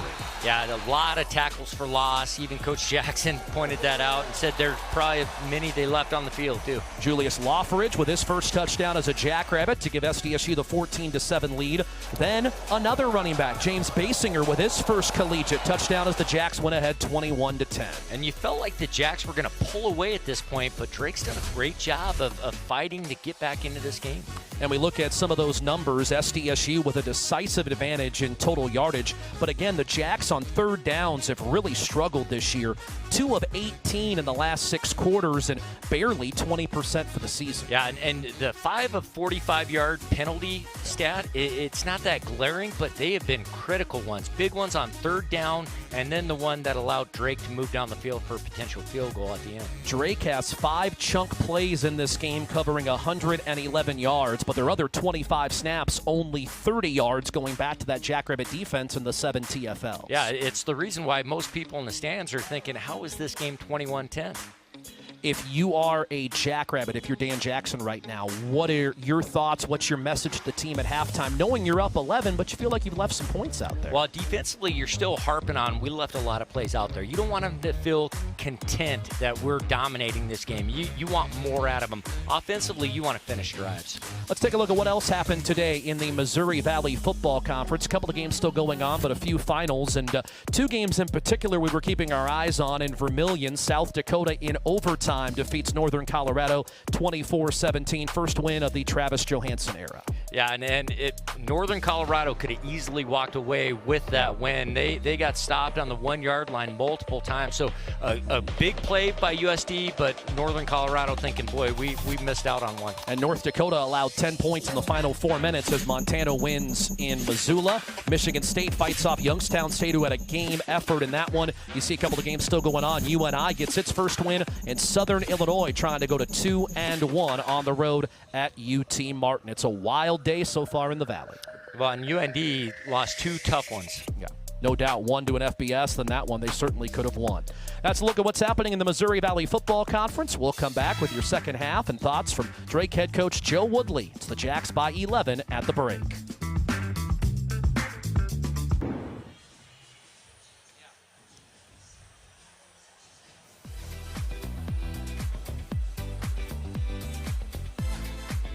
Minutes, and would have been nice to grab 3 more points there.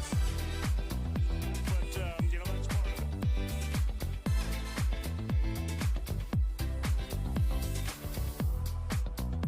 it. Merriam, Drake head coach Joe Woodley is with us. And, Coach, your overall impressions of the first half? Yeah, I thought, I thought we had a real fast start. Got out there, wanted to take the ball and kind of set the tempo, and went right down the field, scored a touchdown. Then we come out and get a stop on defense, and and then something, that towards the middle of that first quarter and on, they certainly had their way with us, and really they've been effectively running the football for the most part at times, and getting some scrambles and things going with the quarterback. But I think our defense has made some timely stops, namely fourth downs, and thought we should have had one more. I thought there was something there that kind of gave them an advantage on that, But yeah, I think we position ourselves to hopefully get into the fourth quarter with an opportunity to make this thing a ball game, and we've got our work cut out for us, and it's a really good football team. They're number 2 in the country for a reason, but certainly proud of how hard our guys are playing. But we can't do it for just 30 minutes. Got to find a way to do it for another 30 minutes, and would have been nice to grab 3 more points there at the end of the first half, but that's part of it. So. Yeah, got 30 minutes to go here. Well, Curtis, I'd ask you about some second thoughts, but I think Joe Woodley pretty much covered it all. I thought maybe he was applying for a job for Midco. I mean, he gave a perfect summary of the first half there. But hey, he talks like he coaches. No stone left unturned, right? For sure. Yeah, I think he is thinking, hey, our guys played really well. They played really well, and let's go out second half and see if we got a fighting chance here. If Balke hits that field goal, this is a one-score game on the road against the number 2 team in the country. Yeah, and I think he realizes they've done a good job of capitalizing on mistakes made by the Jackrabbits. Well, there is a costly mistake as that ball kicked out of bounds. So the Jacks will have great field position to begin things. Free kick out of bounds. Kicking team number 99. By rule, the ball will be placed at the 35-yard line. First down. By the way, one of the subtle things that fans might not notice, but those of us up here do, the Jackrabbits have 2 number 2s, and that's common. But they are listed as the number 1 and number 2 punt returners, and they sometimes rotate. So guessing which one is which when they're of similar heights and weights and look, that can be a challenge at times. That was Garcia Castaneda and not Taylor back to return that kickoff. That was for Knott. Here's Julius Loffridge on the opening play of the second half, and he'll gain about 6 yards to the 41. What is it with you coaches in double numbers anyway? Well, they can't ever be on the field at the same time. They cannot. Either. No, that's right. That'll be a penalty. Yep. And you've seen teams get caught in that situation. Mm-hmm. Usually on special teams. Yeah, special teams is where it usually happens. But the rosters, the lineups, they get so big now, and guys have, hey, I got to have this number, and trying to find the superstitious player. I want him happy. Second down and 4 just creates nightmares for those of us up here. Yes. Loffridge on the handoff. This will be a first down and more. Julius Loffridge with a punishing run to the 48-yard line. Following Sam Hagan on the pull.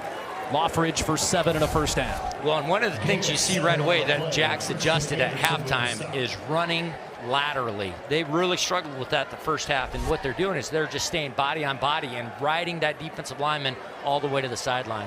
Juggled and caught. How about the grab by Lofted Ogroski to the 40-yard line for 12 yards? I tell you what, when the catches are harder to make, he seems to rise up and make them even easier. Yeah, and the defensive back hits him, and he's still able to bring that in as his arms are getting pulled in. It's Benjamin Wilson, the safety. Mason, a quick throw, falling down, and Gannon makes the catch. Despite not being able to keep his feet to the 33, that's 7 tough yards on the grab by Gannon. That's his second of the night. Yeah, that's a tight end lined up out there, and he makes a nice catch here. That's a freak athlete. Slipping, yeah. He is 6'4", 225, and he holds his high school's 200-meter dash record. By the way, that is 9 consecutive passes completed by Chase Mason. So right. He has probably some serious gratitude to the receivers on some of those. Basinger on second and short, the freshman, close to the sticks. But they are signaling third down. The one on the Jack side is signaling first, and the one on the Drake side is saying third. There's still confusion. Yeah, we'll see who wins out here. And now they're saying first down. Well, the nose of the football needed to get to the 30-yard stripe, and it just did. So you can understand why there's a little bit of confusion. Jack's on the move, a 21-10 lead. As we start the second half of play here at Dana J. Dykhouse Stadium. Basinger, not a lot that time. Drake making him work for it. Got about 2. Yeah, good job by Drake. Very much a bend but don't break mentality for them defensively.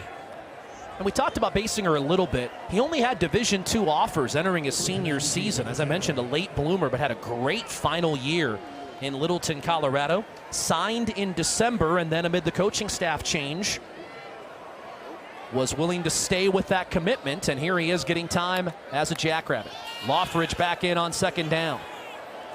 Mason, a back shoulder throw, and Ogroski again rising to the occasion. 24 more yards for the sophomore out of Coon Rapids, Minnesota.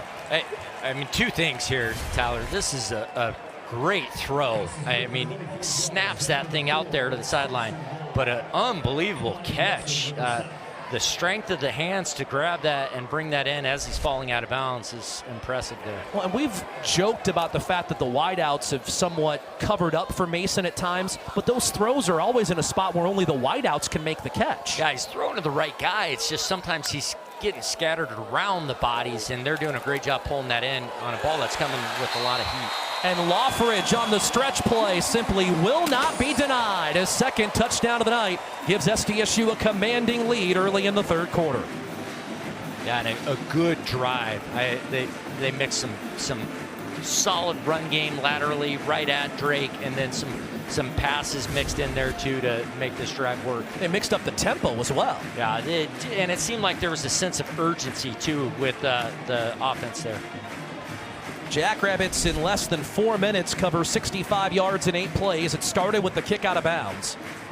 And then Lothridge started the drive on the ground and finished it on the ground.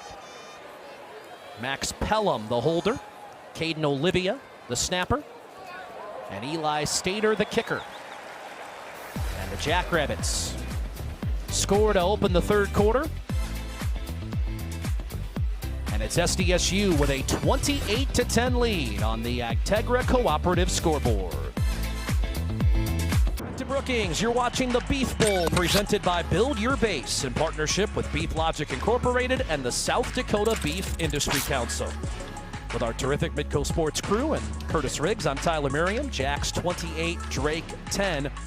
And we touched on it going to break as well, but that was just an impressive drive by Eric Eidsness and that offensive unit.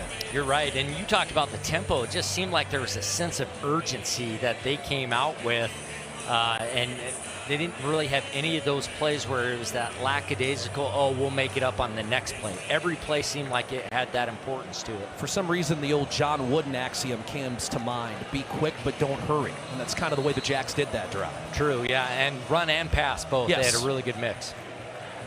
So Harrington will kick from left to right as you see things. And this will go into the checkerboard for a touchback. Not to belabor the point, but Drake had such a talented quarterback in Luke Bailey. In fact, he was the first player ever signed by the Kentucky Barrels of Arena Football 1 just a few weeks back. So Bailey graduates. Chase Spellman becomes the starter. He played 1 collegiate game. Spellman gets injured in the fourth quarter of the opener a couple of weeks ago, so Xavier Washington finished that game at quarterback. He suffers an injury in the second series tonight, and number 3, Logan Inagawa, who was 3rd on the depth chart when the season began. He's been the quarterback for most of this game, 4 of 9 for 61 yards. Also had a nice 8-yard run in the middle of that too. And he's been thrown to the fire here. He is under center. Play fake, deep drop. This is a throwback, and his pass is incomplete due to multiple flags. And Jackson Voth, the sophomore from Cheney, Kansas, getting thrown down, whether it's advertently or inadvertently. It is a flag nevertheless. Well, and you talked about the quarterback got thrown into the fire. The thing you can say about their coaching staff is he's not the reason that they're behind. He's Correct. played well. Pass interference. That's number 2. Spot foul. Automatic first down. It's on Miles Taylor. He seems very prepared. I mean, you can tell he was coached and ready to step into this role as we see the flag. Yeah, you can tell he's had reps and is comfortable with some of the play calls because they've ran some difficult plays that he's had to make some difficult throws with and done a good job of taking care of the ball too. Jacks had 10 penalties in their first 2 games of the season. That's the 6th flag tonight.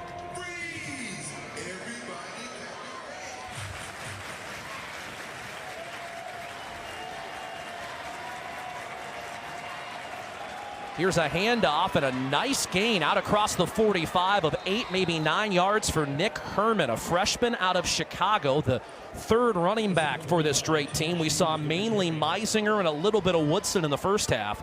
Herman, the freshman, with a scamper for about 9. There's a look at the crowd, Curtis, 19,213.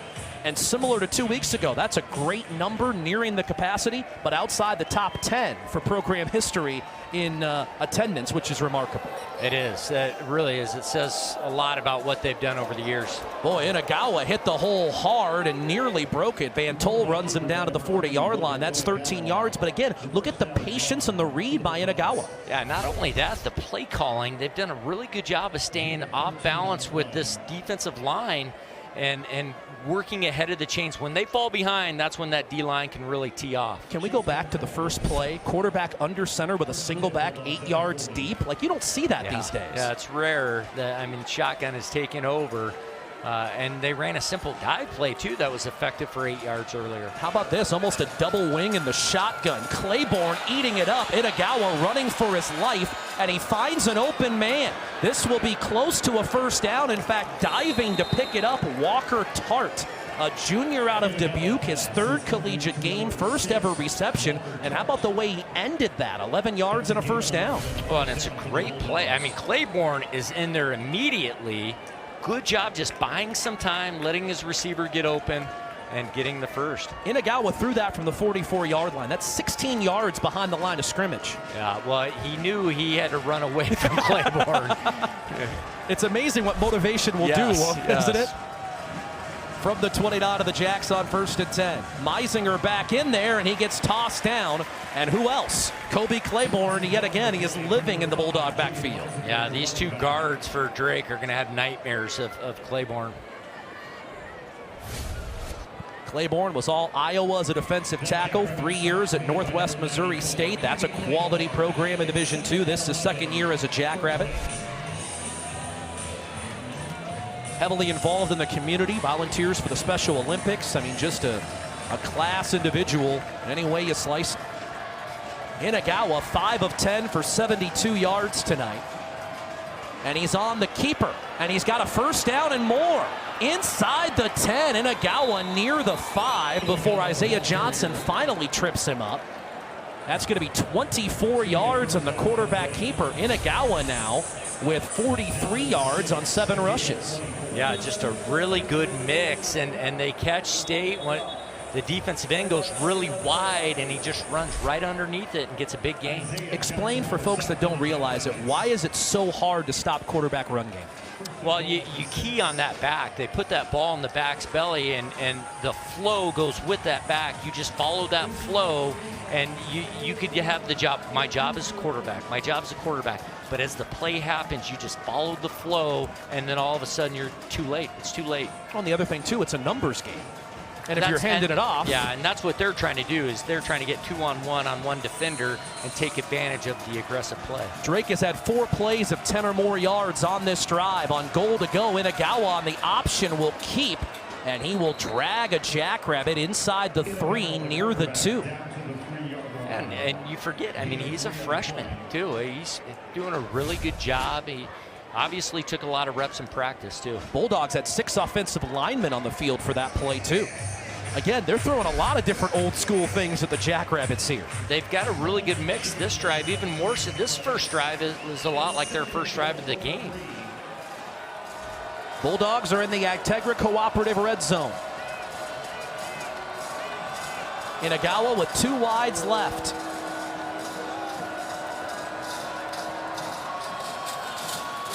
He'll follow Meisinger, couldn't, bounced it off the left side and reaches the end zone for a touchdown. And how about that? He wanted to follow Meisinger after he faked the handoff to him. It wasn't there, and he bounced it around the edge to reach the checkerboard. Yeah, a really good drive. Impressive drive by Drake here, and a good mix of run game. I've just been impressed by the poise of Inagawa. Yeah, it's hard to tell he's a freshman and was the backup, actually third string coming into this game. So Drake will try to make this an even 10-point deficit by going for 2. A 7-play, 75-yard drive that took just under 4 minutes. Nick Herman, who had a carry earlier on the drive, is in as the back. 3 wides left. Inagawa will throw, and making the catch is Herman for the 2-point conversion. How about a little razzle-dazzle for 2 more? Well, and great creativity. That was not the design play. He just steps up to run and then just throws out the bubble to a wide-open receiver. So Drake pulling out all stops. The Bulldogs are back within 10 on the Integra Cooperative scoreboard. Midway point of the third, it's 28-18 Jackrabbits. Is presented by Sanford Health, the exclusive orthopedics and sports medicine provider of the Jackrabbits. 19,213, the announced crowd in the Beef Bowl, a tradition that started back in the 1960s here at South Dakota State University. At SDSU, a 28-18 lead over the Drake Bulldogs. It's also Jackson Black tonight, so SDSU with this promotion wearing all black uniforms. Similarly, the Coyotes went with a whiteout this afternoon, but the difference being that Northern Colorado balked at that, and so USD had to wear different uniforms, and Northern Colorado wore white. Perhaps a little extra motivation for the Coyote overtime victory. Delahoy, the up man on the return to the 35-yard line. The NCAA mandates that the home team wear the darker jersey and the road team wear the lighter jersey in football, and so you have to get special permission, and something went awry. Yeah, and sometimes you just like to throw a wrench in there saying, yeah, we talked about it, but we didn't agree to it.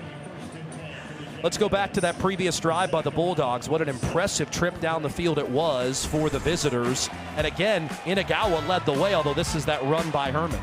Yeah, it was a lot of different players that contributed, but he was the catalyst of that drive. We're back to action here, and the first run of the career in his college days for Corey Blair Jr. And how about the freshman from North Carolina? Inside the 25 to the 22 of the Bulldogs. That is 42 yards. Well, and it looked like he was coming out of the blocks in the 100-meter dash. I mean, he's flying. You can just see the strides there as he's going. Well, that's making a statement for Corey Blair Jr. And, of course, that's one of the subplots of this game, or a game like this. The Jackrabbits hoping they could take advantage of some things and get guys a game. Remember, you have that 4-game redshirt rule. As here is Blair Jr. again, and that is a fine play by J.R. Flood in the backfield out of the Chicago area. Yeah, there's that bend but don't break mentality of Drake defense again. The other thing, too, I think, is you want to establish some depth and know where people are on that depth chart with your running back position. And the Jacks have used a lot of tight ends. They haven't gone overly deep at wideout or running back necessarily, particularly at running back. We've seen Basinger and Begeman occasionally, with Lawfridge really being the bell cow, but here's Blair Jr. taking advantage of his opportunity. On 2nd and 10, Mason to throw, and nearly a highlight grab. Not quite able to make it was Graham Goring, and that was very good coverage in the Bulldogs secondary by Garrison Cauty. Yeah, excellent coverage. Mason's got to get this on the outside. It's so tough because it's on the inside shoulder of the defender, so Goring doesn't really have anywhere he can go with that. Fans booing because they thought Cauty should have been flagged, the sophomore out of Wisconsin. Yeah, and he does a good job turning his head at the last second to look back for that ball, too. Jacks 1 of 5 on 3rd downs. They need 10 from the Bulldog 22. Mason feeling the pressure, spins away, somehow stays on his feet, and managed to reach the 19-yard line. So Mason picks up 3. And when you think about it, that's a much more manageable field goal try. So that's a big 10-yard difference there for Chase Mason and the Jacks.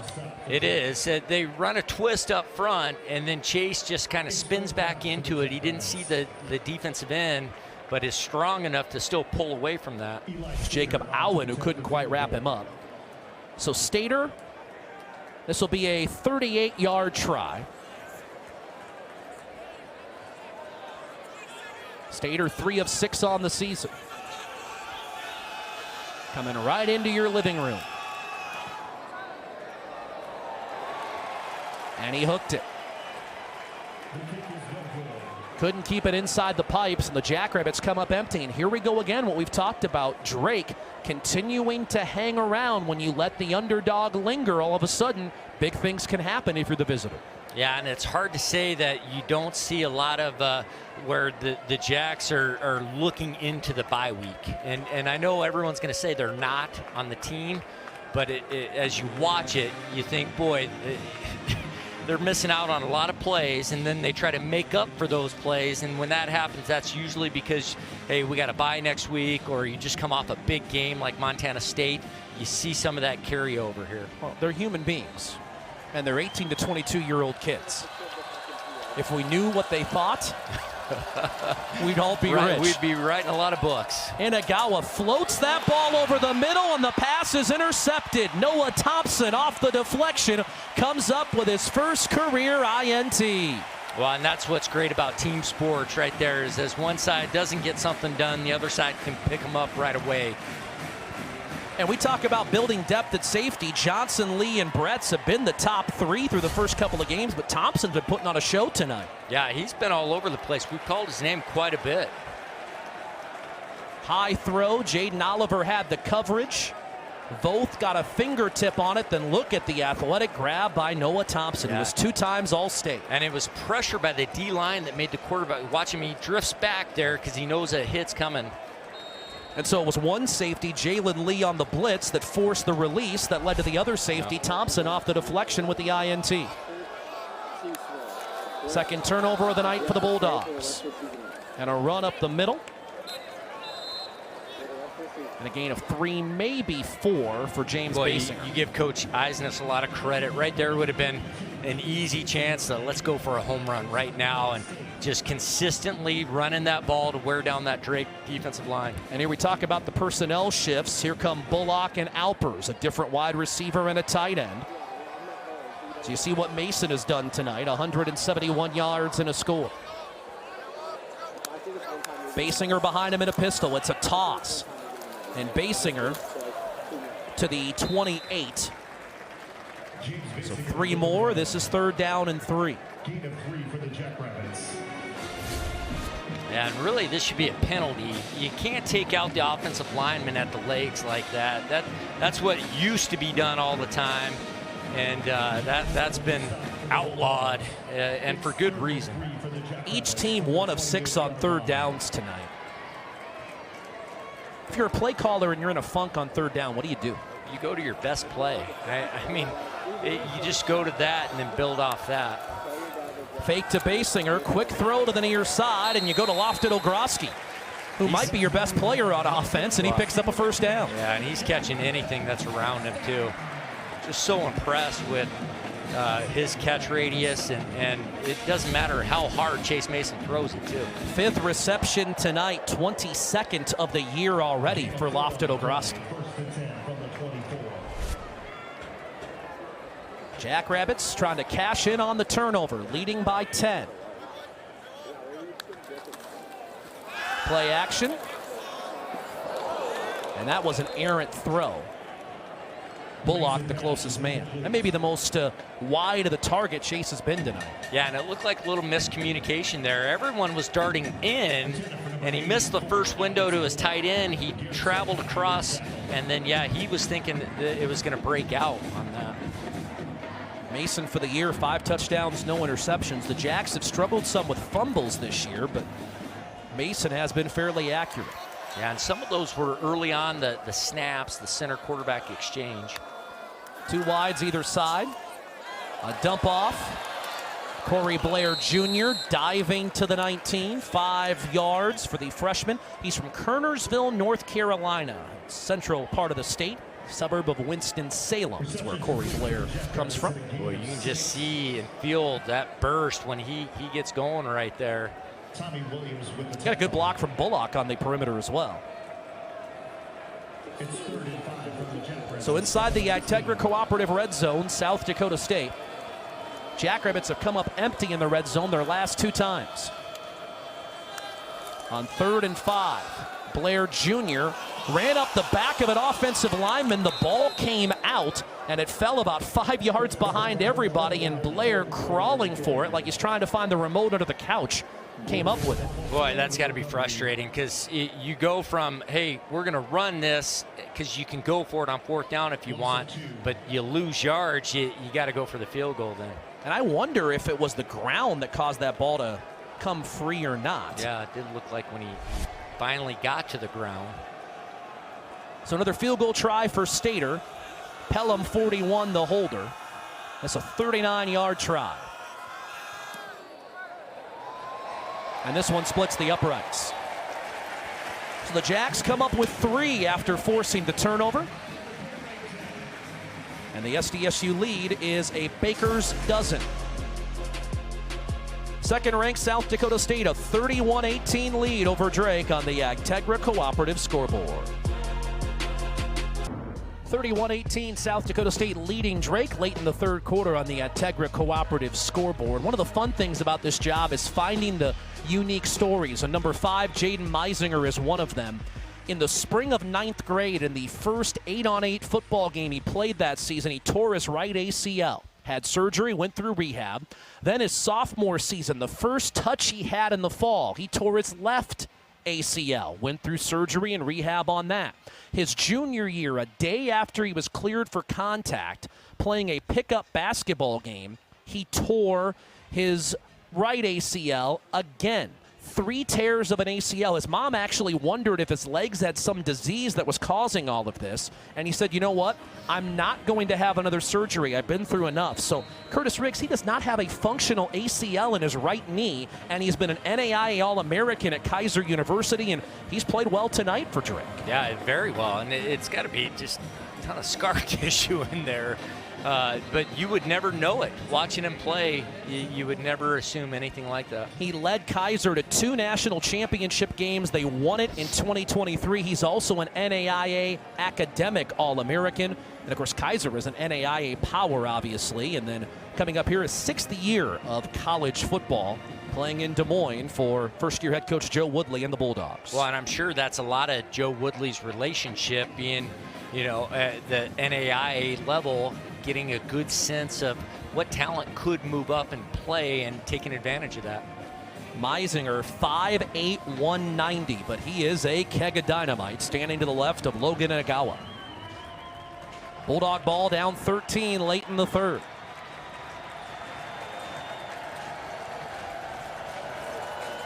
Jacks rush 4. Inagawa takes a shot down the field and threw it behind Taj Hughes. It'll be 2nd down. He had Hughes open. He had him open early, too. He just waited to take a couple extra steps, and you can see the Jackrabbits closing that window down. Looks like that might have been a little bit of a hold there. Maybe that's the coach in me seeing that. Never. Yeah, never. I would have politely expressed my view, Mr. Official. Well, my ancestors' dictionary's definition of politely might be challenged on that one. Empty backfield for Itagawa on 2nd and 10. How about the jet sweep? And this is Hank Foley, who scored on the opening possession. He'll pick up 4. Got tossed out of bounds. Miles Taylor and Joe Ullman, the captain and middle linebacker, to set up 3rd down. Yeah, and it looked like he was going to get more, too. They were able to close that down fairly quickly. Ullman runs so good horizontally. Yeah, and a nice mix of plays here. You know, bootleg 1st down, fly sweep 2nd down, putting themselves in a manageable 3rd down here. Drake on 3rd downs tonight is 1 of 6. Hughes empties the backfield. Flag is down as Inagawa will take off and run. He'll dive and he will move the chains pending the flag that was thrown at the snap. Well, and a good decision to run there, but he caught the Jacks a little confused on that motion and how they responded to it. Drake has had 7 different men carry the football tonight. The latest being that jet sweep on the 2nd down play to Foley. But with Hughes in motion, you wondered if everybody got set. Illegal shift on the offense, number 66 and 25. 5-yard penalty from the previous spot. Remains third down. Boy, the left guard usually isn't involved in that, but it was Nate Henry who's the other guy. One of the rare guys that goes into a three-point stance and goes to put his hand down finally, and they're already moving. So instead of a first down, it's 3rd and 11 for Drake. Jacks run on some bodies here. Van Tol comes in for Fife at linebacker.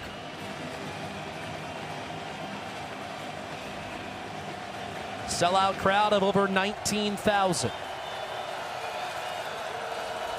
Inagawa 5 of 12 passing for 72 yards and an interception. The Atlanta native rolling right. And his pass is caught, and it'll be a first down for Hank Foley, who stayed with it, took some contact, turned upfield, and picks up 13 yards, the sophomore out of Santa Monica, California. Yeah, great throw. I mean, right on a dime, good coverage, great effort there, but a nice throw and picks up a big first down. Neither team has gotten a lot of these third downs, so that was a big one for Drake. Jacks are 2 of 8, Bulldogs now 2 of 7. From their own 37, play fake, dump off, Taj Hughes spun right into a bulldozing tackle by Jalen Lee. Yeah, you just love those as a defender when that running back spins back into you because they have no momentum going with them, and you're going to win that battle. Ow. We've come to the end of the third quarter in the Beef Bowl from Dana J. Dykhouse Stadium. And number 2 South Dakota State leads Drake 31-18 on the Agtegra Cooperative scoreboard. This game on Midcoast Sports is presented by Farmers Union Insurance. Simply different. 31-18, second-ranked South Dakota State leading Drake, the 2-time defending champions of the Pioneer Football League. And after 3 quarters, the Jackrabbits with a 367-220 advantage in total yards, and the 2 turnovers have led to 10 Jackrabbit points. Yeah, I mean, again, it's just like what we said at half. You look at the stats and you think, well, SDSU must be up by a lot, but it's been a very competitive game. Inagawa on the rollout, and Joe Ullman will lasso him down a good 12 yards behind the line of scrimmage. And a big play again by the defense coming through. They've gotten key turnovers and then tackles for loss. They've got quite a few going for them tonight. Jackrabbits with 5 sacks, 10 tackles for loss on the night. So it's 3rd and long. The Bulldogs operate from their own 28. They need the 47. So 19 to go. Meisinger late getting off the field amid a ton of confusion. The Bulldogs have to use a timeout. Yeah, and they actually had enough. He was the 11th guy. He just wasn't sure where he was supposed to be on that play. Their first charge timeout of the second half. This will be extended. So 3rd and 19 for Drake when you return. The Jackrabbits with a 13-point lead early in the 4th quarter of the Beef Bowl. Report, one of the Jackrabbit team doctors, Earl Valentine, and number 8, not in pads, that's Reese Kirshenman, who had really been off to a great start at defensive end for SDSU. The sophomore out of T suffered an upper body injury in the first half at Montana State. He is not in pads. We don't know exactly his scenario other than he will be out for an extended period of time. Yeah, and he's the 1D lineman, and they're all good, but he's the one that the coaches just raved about. So you know they're really hoping he's back here soon. Drake will operate with 3 wides here on 3rd and 19. 4 men come. Inagawa running for his life from Kobe Claiborne. Got away, and he's banged down shy of the 40 by Chase Van Tol. Boy, that was an assertive tackle by Van Tol, too. He made sure that he was not able to get away. I have to imagine Inagawa's going to have nightmares about Kobe Claiborne, though, because he's been running from him all night long. Yeah, but I'll tell you, the coaches for Drake have to be very happy about the quarterback play from their freshman 3rd-string quarterback. So Drake will punt. Ryan Schrader, the deep man. There's that shift again for the Bulldogs.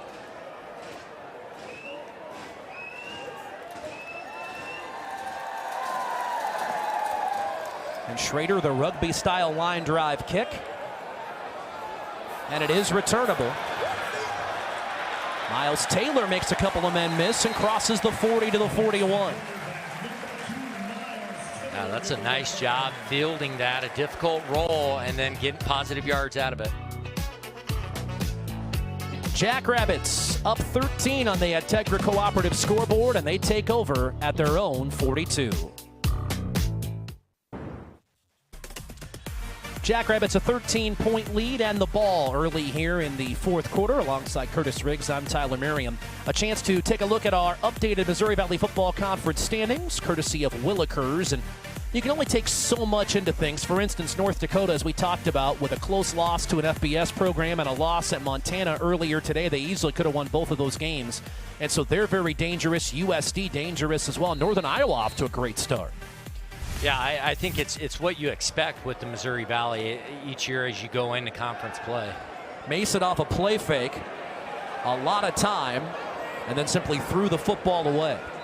He was outside the pocket, threw it beyond the line of scrimmage, so there will be no intentional grounding. Well, and he's got to let that one go. He had Grayton Gannon running down the middle of the field and just couldn't quite get the feeling of the confidence to pull the trigger on that one, but throw that one over the top because his tight end was flying down the middle.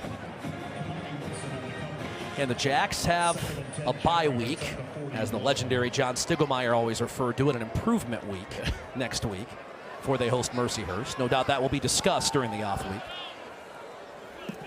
Why'd you laugh at that? Well, it is always a great catch there. Another diving grab. There's Alex Bullock on the receiving end for a gain of about 7. You don't buy into the improvement week tag? Well, it's definitely an assessment week, that's for sure. He's right in that regard because you do a lot of self-assessment.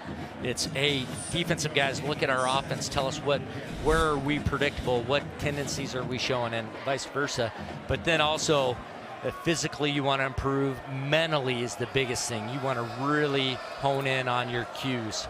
Jacks are 2 of 8 on third down. They need 3. Mason, nobody open. He'll run, he'll dive, and he will pick it up. First down for Chase Mason to move the sticks in the opening minutes of this fourth period. Yeah, and that's a great internal clock. He turns to the right, looks to throw. It's not there. He starts to scan.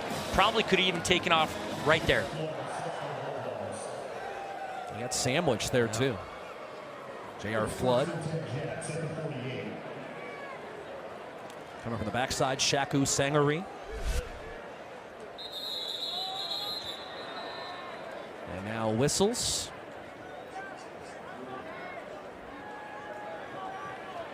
The previous play is under further review in relation to the line to gain. All right, so for the second time tonight, how far did Chase Mason get on a run? And he's wearing a little bit of the pounding he's received tonight. That's a turf burn there. Those do not feel good. Hallie Haw, one of the Jackrabbit athletic trainers, is trying to take care of it.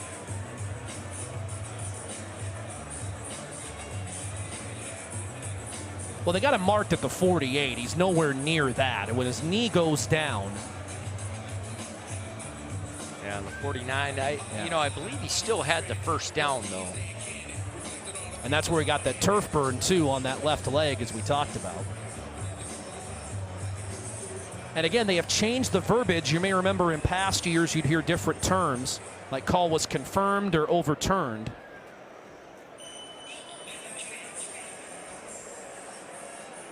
There's another look again, and great shots by our Midco Sports crew here. That camera almost right on the line, and it looks like he's right at the 49.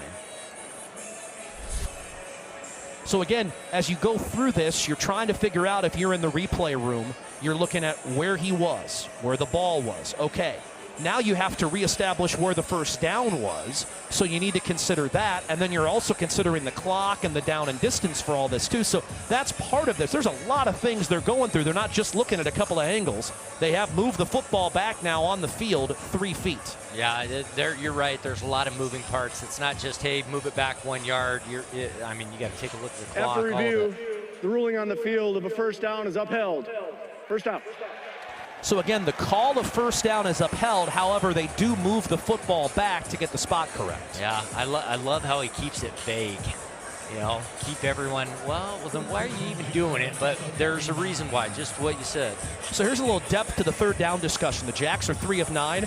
They're 3 of 4 on 3rd and 4 or less. So you get to the intermediate and long, they're 0 for 5 tonight. And, you know, there's been a couple where they've had penalties to put them back in that situation. Handoff, looking for room. Corey Blair Jr. cut it back and got about a yard. Yeah, it's tough. It's really difficult to really stop and try to go all the way back across the grain. You'll find, especially as you go into Missouri Valley play, the defenses flow so fast. So Blair Jr. is trying to learn this system. Julius Loffridge, quite frankly, is too.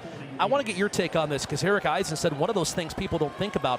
Our schemes are different than Fordham's, so Loffridge is trying to read different blocking, and that's something people don't think about, but that's a big deal. It's a huge deal, and especially a lot of teams will have one identity. Mason takes off inside the 40, and a piece of somebody's equipment went flying forward as Mason reached the 37-yard line. And we're going to have a hold here on the Jacks offensive line. Another look, Curtis. A good internal clock again there, During the but run, holding, offense number 54, 10-yard penalty, still second down. Let's call on Shane Willenbring, the center. You can see the 3 games, the pounding kind of taking its toll now on Chase, getting up a little bit slower. Okay, let's go back to this discussion now. A guy like Loffridge, when you have different blocking schemes, so what's he looking at and what's the process here? You know, and some teams are a power team. They're going to down block and kick out. Some are zone. SCSU does all of it. They do everything. Stretch, they're going to pitch. They'll go right at you. They'll run that zone game. He had to learn and become accustomed with the verbiage and the way they block those. Mason's pass, boy, he threw it through a tight window, and he found his man, Jack Smith. Boy, you're not kidding. I mean, this is an amazing throw and a great catch by the young rookie from Sioux Falls, Lincoln. A lot of yards to gain, and he got all that and another yard. That's a first down, and how about the toe tap as well? I mean, it's really a terrible read by Chase. It's just such an exceptional throw. I mean, the defender thinks he's picking it off, and then it just barely gets right over him. And yeah, you're right, a great catch by Jack Smith. First collegiate grab for the Sioux Falls Lincoln alum. Now Mason off the play fake. Will take a shot, and it's caught at the 20-yard line. I mean, that's a howitzer. I mean, that's just a cannon. It's like he's Robo, got just even. I mean, the cannon goes fires it off right there. That's unbelievable. That's 18 yards to Lofted Ogroski. And if you could make that sound effect again, I would love it. It's just on one line. Look at that thing. My goodness. And Ogroski had to catch it in self-defense. Yeah, and you saw that one go to the pads, and he probably had an iron cross on his chest, and that's from the leather of the football. 6 catches, 78 yards for Ogroski. Fake of a handoff, and Mason, realizing nothing was there, just ground pounded it. Yeah, he's throwing that one away. Yeah, that's smart a good play. decision. Jacks have entered the Integra Cooperative red zone. It's their 8th trip there. They've come up empty a couple of times. We saw it in the Sac State game. They got the win, but there was definitely things they could work on. Same here. I mean, there's definitely things that Coach Jackson's going to walk away and think, we got a lot of improvements still, which is what you want. 3 wides. Mason will keep looking to throw. Now he'll simply run. And another big hit on Mason inside the 10 at the 9. That may be the most concerning thing of all of this tonight for the Jackrabbits, is how many hits the quarterback has taken. Yeah, you're right. He's taken some hard shots, and they're ones that, hey, be a little smarter. I mean, think down and distance. Think how we could avoid that right there. Well, some of that, too, comes back to if you capitalize on a couple of opportunities in the red zone, maybe you don't have Chase Mason in the game because you're up 3 or 4 scores instead of 13 points. Yeah, that's a really good point. I don't think anyone expected him to be in still at this point in the game. Corey Blair Jr. running back to the right of Mason on 1st and goal from the 9. Here is Blair Jr. Boy, he got popped and stayed on his feet. Listen to the pads crack as he reaches the 5-yard line. There's hard hitting on both sides. Yeah, there was zero hesitation by the J.R. Flood right there coming downhill. Big collision, but it doesn't take him down. Hayes Gibson, who is a unique story in his own right. His dad is an Iowa State Hall of Famer. He'd been... Just listen to that. Hayes Gibson had played at Iowa State, Blinn Junior College, Tennessee Tech as a quarterback. Now he's a safety. Second and goal. Blair Jr. Boy, what vision and effort, and he finds his way into the end zone. First career score for the freshman out of North Carolina. Well, and Tyler, this is a great run. He gives the sidestep, but it's how he makes that defender miss and makes it look so effortless. I always think that the really good players are the ones that seem like they're not working very hard. Everyone else is trying to go as hard as they can. That right there, I mean, he just effortlessly makes him just fall to the ground and miss everything. Can I throw a name out? Robert Smith of the Vikings. Yeah, the way he runs high, speedster, long strides. Yeah, very good comparison. We have a stoppage here as they're going to take another look at this and make sure that Blair Jr. reached the end zone. If it stands, 3 different Jackrabbits with their first rushing touchdown at South Dakota State tonight. Oh, look at that. He wants it. Yeah, I think, and the ball crosses when his elbow hits the ground. When we go back to, because there isn't an angle on the goal line, at least we haven't seen one, do you have enough to overturn this? Yeah. Similar to the Mason play on the other end, that this might be our best angle.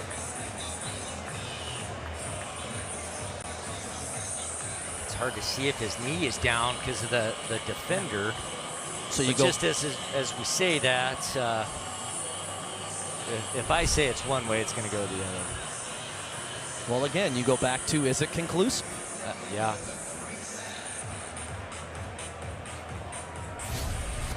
I like what the ACC is doing now, where you get to hear how they actually go through this and make that decision. The Atlantic Coast Conference doesn't have on-site replay people. They have, I believe it's in Pittsburgh. Yep.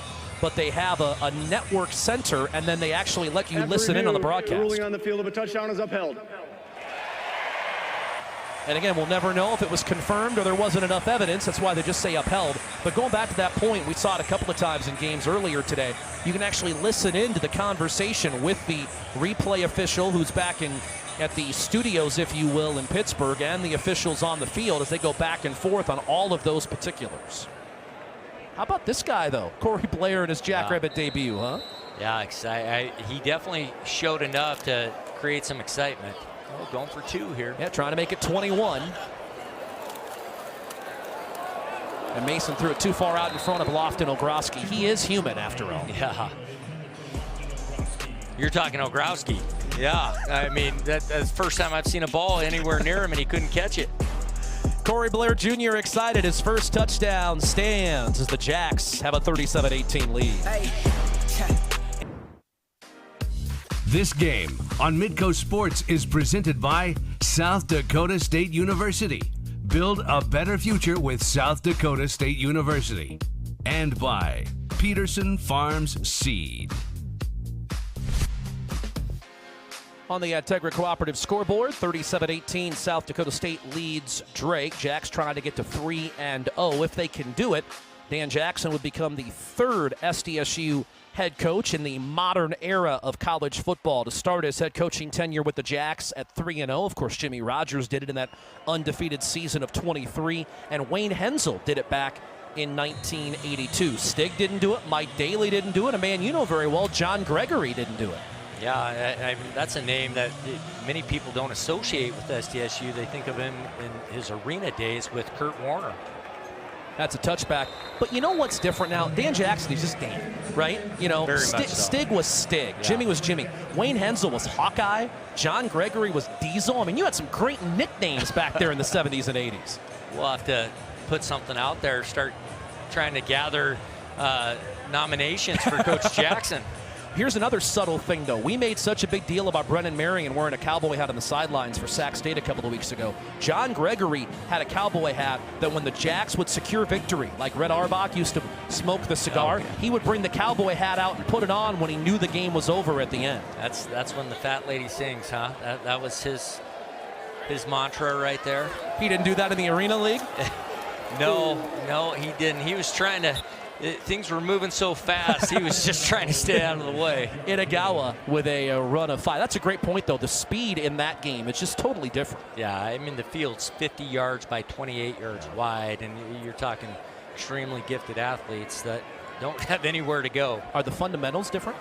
No, there's a lot of similarities there still. I mean, you're going to run and catch and block. Logan Inagawa, the Atlanta native, with a handoff.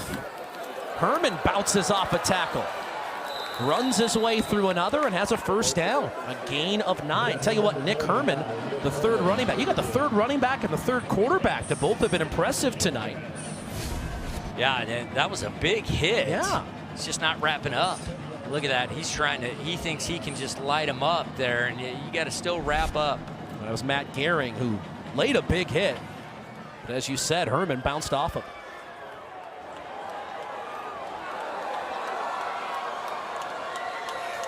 Taj Hughes lined up as a running back, now sprints out. And Inagawa tried to run away from the blitz, and Gehring this time reached him. Yeah, this time he made sure he got there. And you're seeing why the coaches think, hey, we got to get him reps too. These are valuable reps right there. He's flying around. Gehring, Minnesota State Mankato, then USF. He committed to SDSU. He was one of the guys that initially was going to go to Washington State with Jimmy Rogers. Then Dan Jackson, the salesman that he is, talked him out of it. Yeah, and he was a very good player, Sioux Falls Roosevelt, and was kind of a hidden gem, and Mankato got him, and now here he is playing FCS. 2nd and 11. The 10th tackle for loss by the Jacks today. Inagawa's pass to the near side. Herman stays in bounds and pays for it. Noah St. Just, the first man there. St. Just had a great game last week, and he's another guy when we talk about the depth of the Jackrabbits defensively, the third-year sophomore out of Clearwater, Florida. Yeah, I mean, you want to make sure as you go into Missouri Valley Conference play that you're tightening everything up, and depth is one of those major concerns always. Jacks up 19. And Drake, 2 of 8 overall, but 1 of 5 on 3rd and long. They only rushed 3. Inagawa's pass is caught. Excellent throw, and Jackson Voth, the Kansas 3A Offensive Player of the Year back in 2023 out of the Wichita area. Cheney, Kansas, on the reception. And it was a slow developing play, but the Jacks didn't bring a blitz. They only rushed 3, so it gives them time to kind of wait for his receiver to break open. Aiden Dotterman came diving in just a little bit late. That was a tight window. Clock inside of 5 minutes here. Again, Drake is at South Dakota next week. It's a 1 o'clock kickoff. You'll see it on Midco Sports 2, and of course, on Midco Sports Plus as well. Jet sweep. Matt Gehring nearly made a tackle in the backfield, and somehow managing to gain a yard was Walker Tart. Yeah, it's just really difficult to run laterally on the Jacks the way they can run, especially at the linebacker position. I mean, look at Gehring just flying through there. Miles Green, who gets credited with the tackle. Green, a defensive back. Freshman out of Homewood, Illinois. Okay, that's one of those new rules over the last few years. You can play in 4 games during the regular season and still redshirt. Well, and also play in the playoffs, yes, too. They won't count against you. Oh, a jumping catch made despite a big hit from Dotterman by Jackson Voth to the 41-yard line. But that is a great point, too, is that, again, 4 games during the regular season. So, in theory, you could play 4 in the regular season, 4 or 5 in the postseason even. Yeah. And still redshirt. Yep, and you've seen some do that, especially as injuries have led to that point. You have someone, well, they're going to help us in the playoffs now. Basketball coaches hate it, too, because they wish they could do that. You play 1 second and you're used up a year of eligibility. 3rd and short. Inagawa will keep, and he will not make the line of scrimmage. Oh, how about Blake Leiferman, the redshirt freshman from Kimball, South Dakota? Yeah, that's a nice play. He came in not knowing if he was going to be a tight end, D lineman, and seems to have found a home now. Second really productive Kimball Coyote over the last few years. Of course, Bo Donald's the first one that comes to mind in a Jackrabbit uniform. Drake, you give them credit though. I mean, they're down to their third-string quarterback, and yet they're not afraid to still run him. I've been impressed by the offensive game plan and the execution. Yes. First time the Bulldogs have gone for it on 4th down tonight. And the Jackrabbits will take a timeout. Timeout, South Dakota State. Their first charge timeout of the half. 30 seconds in duration.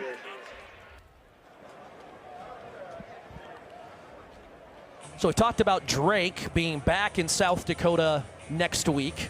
They'll take on USD. Again, that's a 1 o'clock kickoff. You can see it on Midco Sports 2. The Jackrabbits do not have a game next week.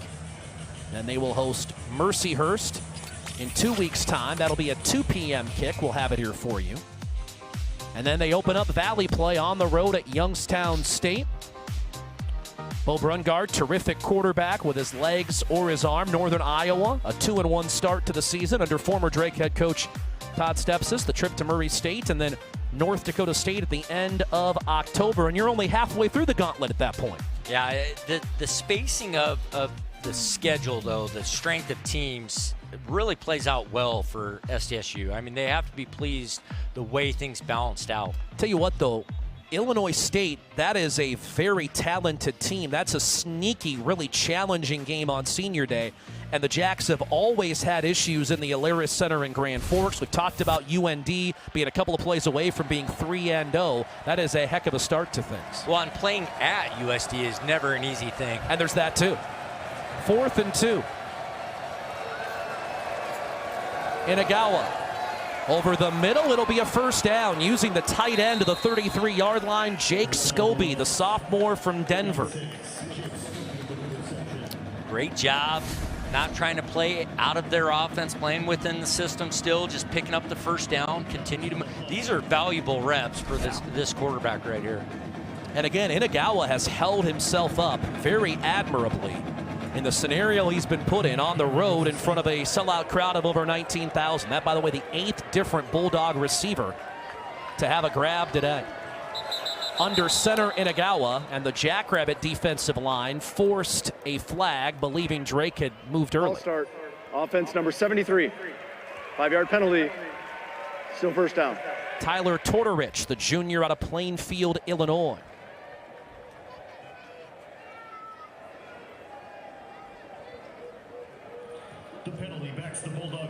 It's not often we have a royalty in the booth. Yeah, I was nervous. John Stiglmeyer popped in and said hi to us, the longtime head coach of the Jackrabbits. All right, he needs a timeout, and so do we. 2 minutes left. It's 37-18. South Dakota State leads Drake on the Integra Cooperative scoreboard from Dana J. Dykhouse Stadium.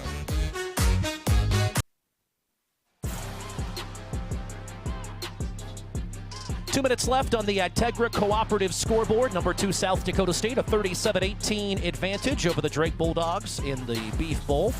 And the Jackrabbits trying to extend this, the longest active home field winning streak in the FCS. Jackrabbits trying to get to 31. And you look back at this list, and what's impressive about SDSU, the Jacks won at Villanova a few years ago in the playoffs, and nobody's had more success in the Fargo Dome over the years than South Dakota State last year notwithstanding. Yeah, it'll be interesting to see NDSU coming here this year to play. On 1st and 15, Inagawa on the crossing route to Hank Foley, who makes a nice move and reaches the 28-yard line. It's a gain of about 10. Yeah, Foley's a good route runner, quick feet, good possession receiver too, does a nice job. Gehring overran it because Foley's so good moving. And then Andrew Price, the freshman linebacker out of West Des Moines, came up and made the stop. 11th play of this drive for the Bulldogs. It's taken up almost half of this quarter. Logan Inagawa. Fake of the handoff. Boy, got popped as he throws the ball downfield. Incomplete, intended for Foley. My goodness, that was a big hit. And again, it was Blake Leiferman who reached the quarterback. Yeah, and he held that as long as he could. They went a post with a dig underneath it, and he had both guys. He's just trying to throw to a spot in the field, let his receiver run to it. But the pressure dictates the poor throw. Look at the hit. Yeah, and he finishes it too. Right, knocked into Drew Heist, the right tackle. So here's third down for Drake. Bulldogs have been 3 of 10 tonight on third down. 10 seconds on the play clock here. Bulldogs are scurrying to the line. They just do get it off, or did they? Did Joe Woodley use the timeout? Yeah, yes, he did. Prior to the snap, timeout, Drake. Their first of the half, 30 seconds.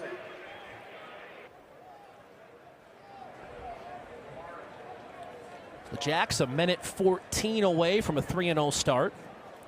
And again, Drake, one of the top competitors in the Pioneer Football League. So this game, even though it will not be in the right side of the ledger as far as they are hoping for, a lot of positives, a lot of things they can take from this game. For sure, and they're going to have the same thing next week going to the Dakota Dome and have to play USD in a place that's never easy to play. But the physical challenge, they took some tough licks tonight, and they'll have to go back and do it again next week against USD. You see the collection of running backs at the top of your screen there behind some of the coaches. Talk about the depth of the running back room for South Dakota State just tonight. Lawfridge, the 83 yards and the 2 touchdowns. But Blair Jr. and Basinger combined for 70 yards on 12 carries and a couple of scores. And we didn't see much of Begeman tonight. So the Jackrabbits wanting to add some depth to that running back room. Eric Ides just has to be happy with that this evening. For sure. I think a lot of it, too, is seeing the constant pounding on Lawfridge, how much they've had to rely on him so far, and figuring out, hey, this is a good chance for us to look at some other guys. It's Taj Hughes who motions out of the backfield on third down. Inagawa will throw the slant, catch made for a first down to the 20-yard line. Jackson Voth hauls it in. His 4th reception of the game. Well, it's a little thing now. The Bulldogs want to finish this with points. Right, for sure, yeah, and one of the fears has to be at a place like Drake. It's even a fear at FCS is when someone comes in, a freshman quarterback, and starts to play really well. Well, how are we going to have him next year? Yeah. Can we build around him? Now, the saving grace for them is he's 5'10". There's not a huge market for that, but he is playing very effectively, though. Blitz right up the middle, had to get rid of it quickly, and he finds Voth, who dives to the 14-yard line. Again, there's the poise of Inagawa. Yeah, blitz coming right at him. I mean, it was right in his face. Watch here, he catches this, throws, and there's the guy running right at him. Quick throw here to the far side. Taj Hughes hauls it in and picks up a first down out of bounds near the 9-yard line. They'll actually say the 10, but it is first down and goal to go. 27 seconds left for Drake.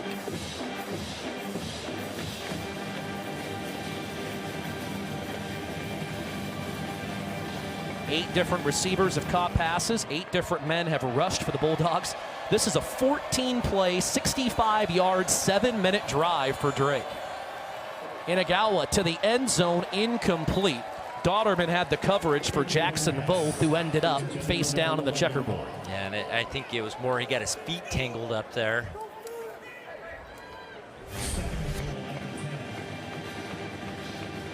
And there again, pressure coming right in the face of Inagawa. Yeah, he stands in there, though. That's a rare quality, especially for a freshman. When you start to take those hits, your eyes start to go from downfield to that D-line. You're looking right at it. Start seeing and hearing things, right? Yeah. It's Voth in motion. Inagawa on the rollout. Will air it up. And it is intercepted. No, out of bounds. Yeah, they try to run a wheel route with the wideout from a difficult angle, and it just took too long. He floats it in the air, and defense backs are able to get over there and help out. Kobe Bretz came over the top and had his hands on the football, but couldn't come up with it inside of the field of play.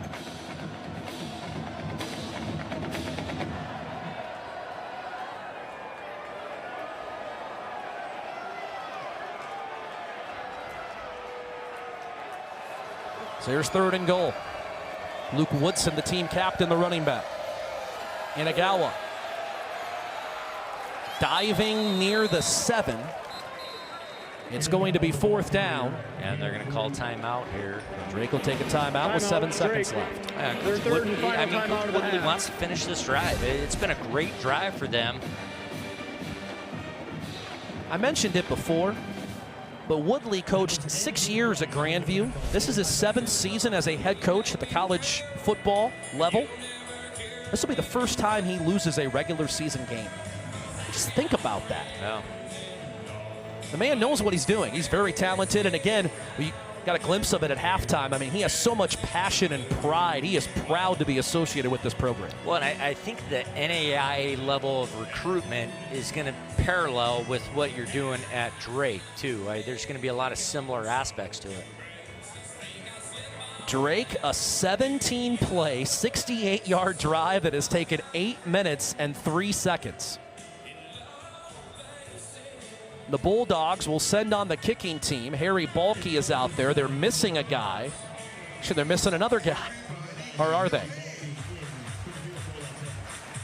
Well, they started to run somebody on, then realized they had 11 and sent him back off. Woodson will hold. Balke will try. That's a 24-yarder.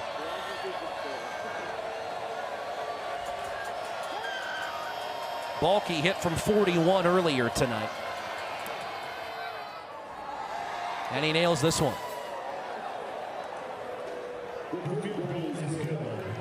I'm really surprised they kicked a field goal. The way that drive was, you really want to finish that with a touchdown. Unless he's going to onside kick and he wants to work on that. That's usually something you don't want to show unless you absolutely have to.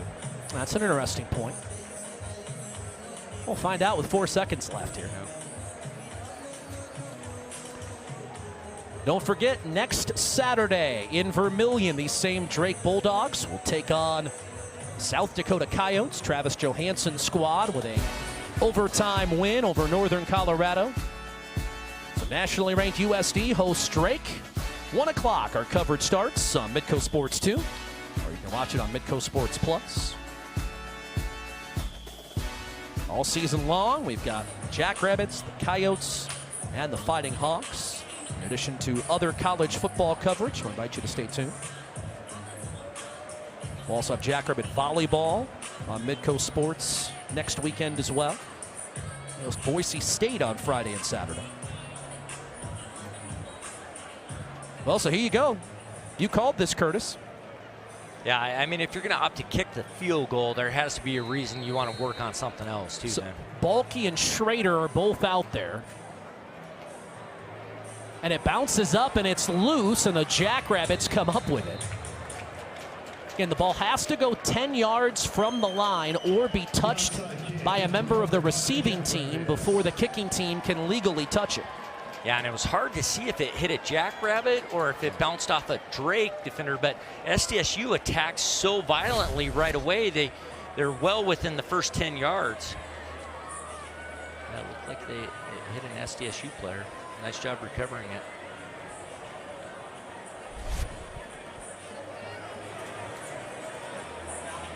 Luke Marble, the redshirt freshman quarterback out of Smyrna, Georgia, is in the huddle. The officials are still talking about this, though, about whom touched it first and when. Yeah, it would be an illegal touching, but let's go. I know they're being graded on this, but it's academic. Yeah. Illegal touching by the kicking team. Receiving team recover. We'll have the ball at the spot of illegal touching. It'll be first down. Please set the game clock to 3 seconds. In fairness, we talk about every rep being important for the teams. They're important for the officials as well. That's a great point. That hurt you to say that, didn't it? It burns. So Marble will take a knee. And so what's interesting here, Curtis, is the Jacks a 37-21 win. We can talk about some missed opportunities for Dan Jackson's squad. They had 0 punts, 0 sacks given up, and they did have an over on downs, but didn't technically turn the football over. So there's some things they can clean up, but they did some things really well tonight, too. Well, I think, you know, you look at it, they didn't punt. I mean, that's outstanding, but what really came down to was they really struggled with those third downs and then the penalties. I think they had costly penalties at critical times that either moved them back from third and short to third and long or gave Drake a longer possession. So South Dakota State enters the bye week 3-0 as the Jackrabbits turn back the two-time defending Pioneer Football League champions, the Bulldogs of Drake, 37-21. We'll hear from Dan Jackson and Julius Loffridge and wrap things up from Brookings when you return. SDSU a 16-point winner. Post-game show presented by Sanford Health. Here for all, here for good. The South Dakota State football team performing the alma mater with the pride of the Dakota's marching band. Everyone associated with the program except the head coach, Dan Jackson, who has patiently waited to share his thoughts with us on this 16-point Jackrabbit win. With Curtis Riggs, I'm Tyler Merriam, and the head coach of the Jacks is down on the field. Coach, just for starters, I know there's some numbers you won't be happy with. By the same token, when you don't punt in a football game, you get as many guys into a game as you did tonight. There's a lot of positives for your program. There's going to be a lot of positives to look at. I'm happy that we got the win. I think our guys battled there, and it's a good opportunity for us to continue to grow. We played a ton of players when the game was on the line in the first half, third quarter, all the way through the fourth quarter. So good to get those guys in. It'll pay off playing the long game with it. Julius Loffridge finally reaches the end zone after 2 weeks of waiting for that. And your running back depth, we saw that on display. 3 different Jackrabbit running backs with their first touchdowns in yellow and blue. It's good to see. We have talented running backs. Now get them in a game, get them comfortable, and you're just going to continue to see those guys take off. So getting juice in the end zone was big for us, and then those young guys really stepping up was critical, and I thought Chase did a good job running the ball when he needed to. And then defensively, just constantly in the backfield, it seemed like double digits tackles for loss tonight. Yeah, that was a part of our formula for success was havoc plays and being able to win the battle of that, which I think we obviously did, which was a key to the game. And so I thought the defensive line was wreaking havoc. The linebackers are in the backfield making plays. And there's still going to be so many more that we could have had if we just finished the play in the backfield. I thought their quarterback was a good job, good player, and did a good job competing. Coach, thanks for the time. Congrats on the win, and enjoy improvement week. Let's go. Can't wait. Dan Jackson, the head coach of South Dakota State. Like we talked about, you don't punt in a football game. That's an impressive night. You walk away thinking, how did we only win by 16? And everyone sensed that. Everyone felt it, and everyone's going to look back, well, why was it kind of close? And I think some of it is just Drake is a gritty, tough football team. Our PS Garage Doors player of the game is Julius Loffridge. 20 carries, 83 yards, and 2 touchdowns on the night. And Loffridge reaches the end zone for a first time as a Jackrabbit. Just tough physical runs, Curtis. Yeah, and this is how he's been all year, and you see him getting stronger and stronger and getting a better feel, as we talked about, with that blocking scheme of the offensive line. Well, Loffridge, you mentioned the tough physical nature of his running style, and he is a guy who runs so hard he'll even run through his pants, as we saw last week at Montana State. Julius laughing about it down on the field. How did you do that anyway? I'm not 100% sure. I think I wasn't 100% down on the play, so I was trying to, lunge into the end zone. I think a guy grabbed my pants, and if you saw the video, like right where the SpongeBob rip sound happened, I think that's where it happened. So you were a good sport about it. You were a good sport about it. What did it feel like? Embarrassing, but I wasn't, too upset about it. I thought it was funny at the end of the day, and everyone got a good laugh at it. So that was a good sport. What were your emotions tonight reaching the checkerboard for the first time as a Jackrabbit? Very excited that O-line blocks their tails off, and it took me 2 games. Last week, my pants happened, so they've been really rooting for me to get in this week, and I wanted to, pay it back or pay it forward for them. So I'm happy I was able to do that twice today. And those boys played really hard today, and I'm very proud of the way they executed again today. So. I know you would gladly take the ball 30 times a game, but to see some of those other guys in the running back room, to see Corey Blair Jr. and to see James Basinger reach the end zone, you must have been proud of that. Oh, definitely, man. Those are both, freshmen. So for them to get their first touchdowns, sorry, there's something on my leg. Very excited for them. Being a big brother to them, they've been working so hard all camp and since they got here this summer. And I know, there's no better feeling than scoring a touchdown, so I'm glad both of them were able to achieve that today. All right, big brother, thanks for the time. Go celebrate with the young'uns, okay? Thank you, man. Yes, sir. Take care. Julius Loffridge, our PS Garage Doors player of the game, and we talked about it 2 weeks ago. We saw it at Montana State. he just never seems to go down on first contact. Yeah, and I think he's showing more and more of that versatility. Now, it's got to be exciting, though, for Coach Eisnes, Coach Jackson, seeing some of these younger guys come in and contribute effectively. And we'll see a few of those here in our Avera Orthopedics highlights as we take a look at how things played out in this second half for South Dakota State. And it starts with Lofferidge. One more look at what he was able to do on that opening drive. And tough yards. We saw a lot of these, especially those short yardage situations. Lofferidge, his second touchdown of the night. And then the quarterback, Logan Inagawa. Man, he was effective. The third stringer when the year started for Drake. Yeah, and he was the backup for this game, was not planning on playing, and because of injury, he had to come in, and a freshman played very well. Ran for 75 yards. Sacks took 17 off of it, but he was running for his life and was very productive on the ground, including that touchdown. Then Corey Blair Jr., the true freshman from North Carolina, what patience for his first career score. Yeah, and you just get excited about that style of running that you compared to Robert Smith Jr., and very, very close to that same style. So the Jackrabbits, a victorious Beef Bowl, and SDSU dominated many of these numbers.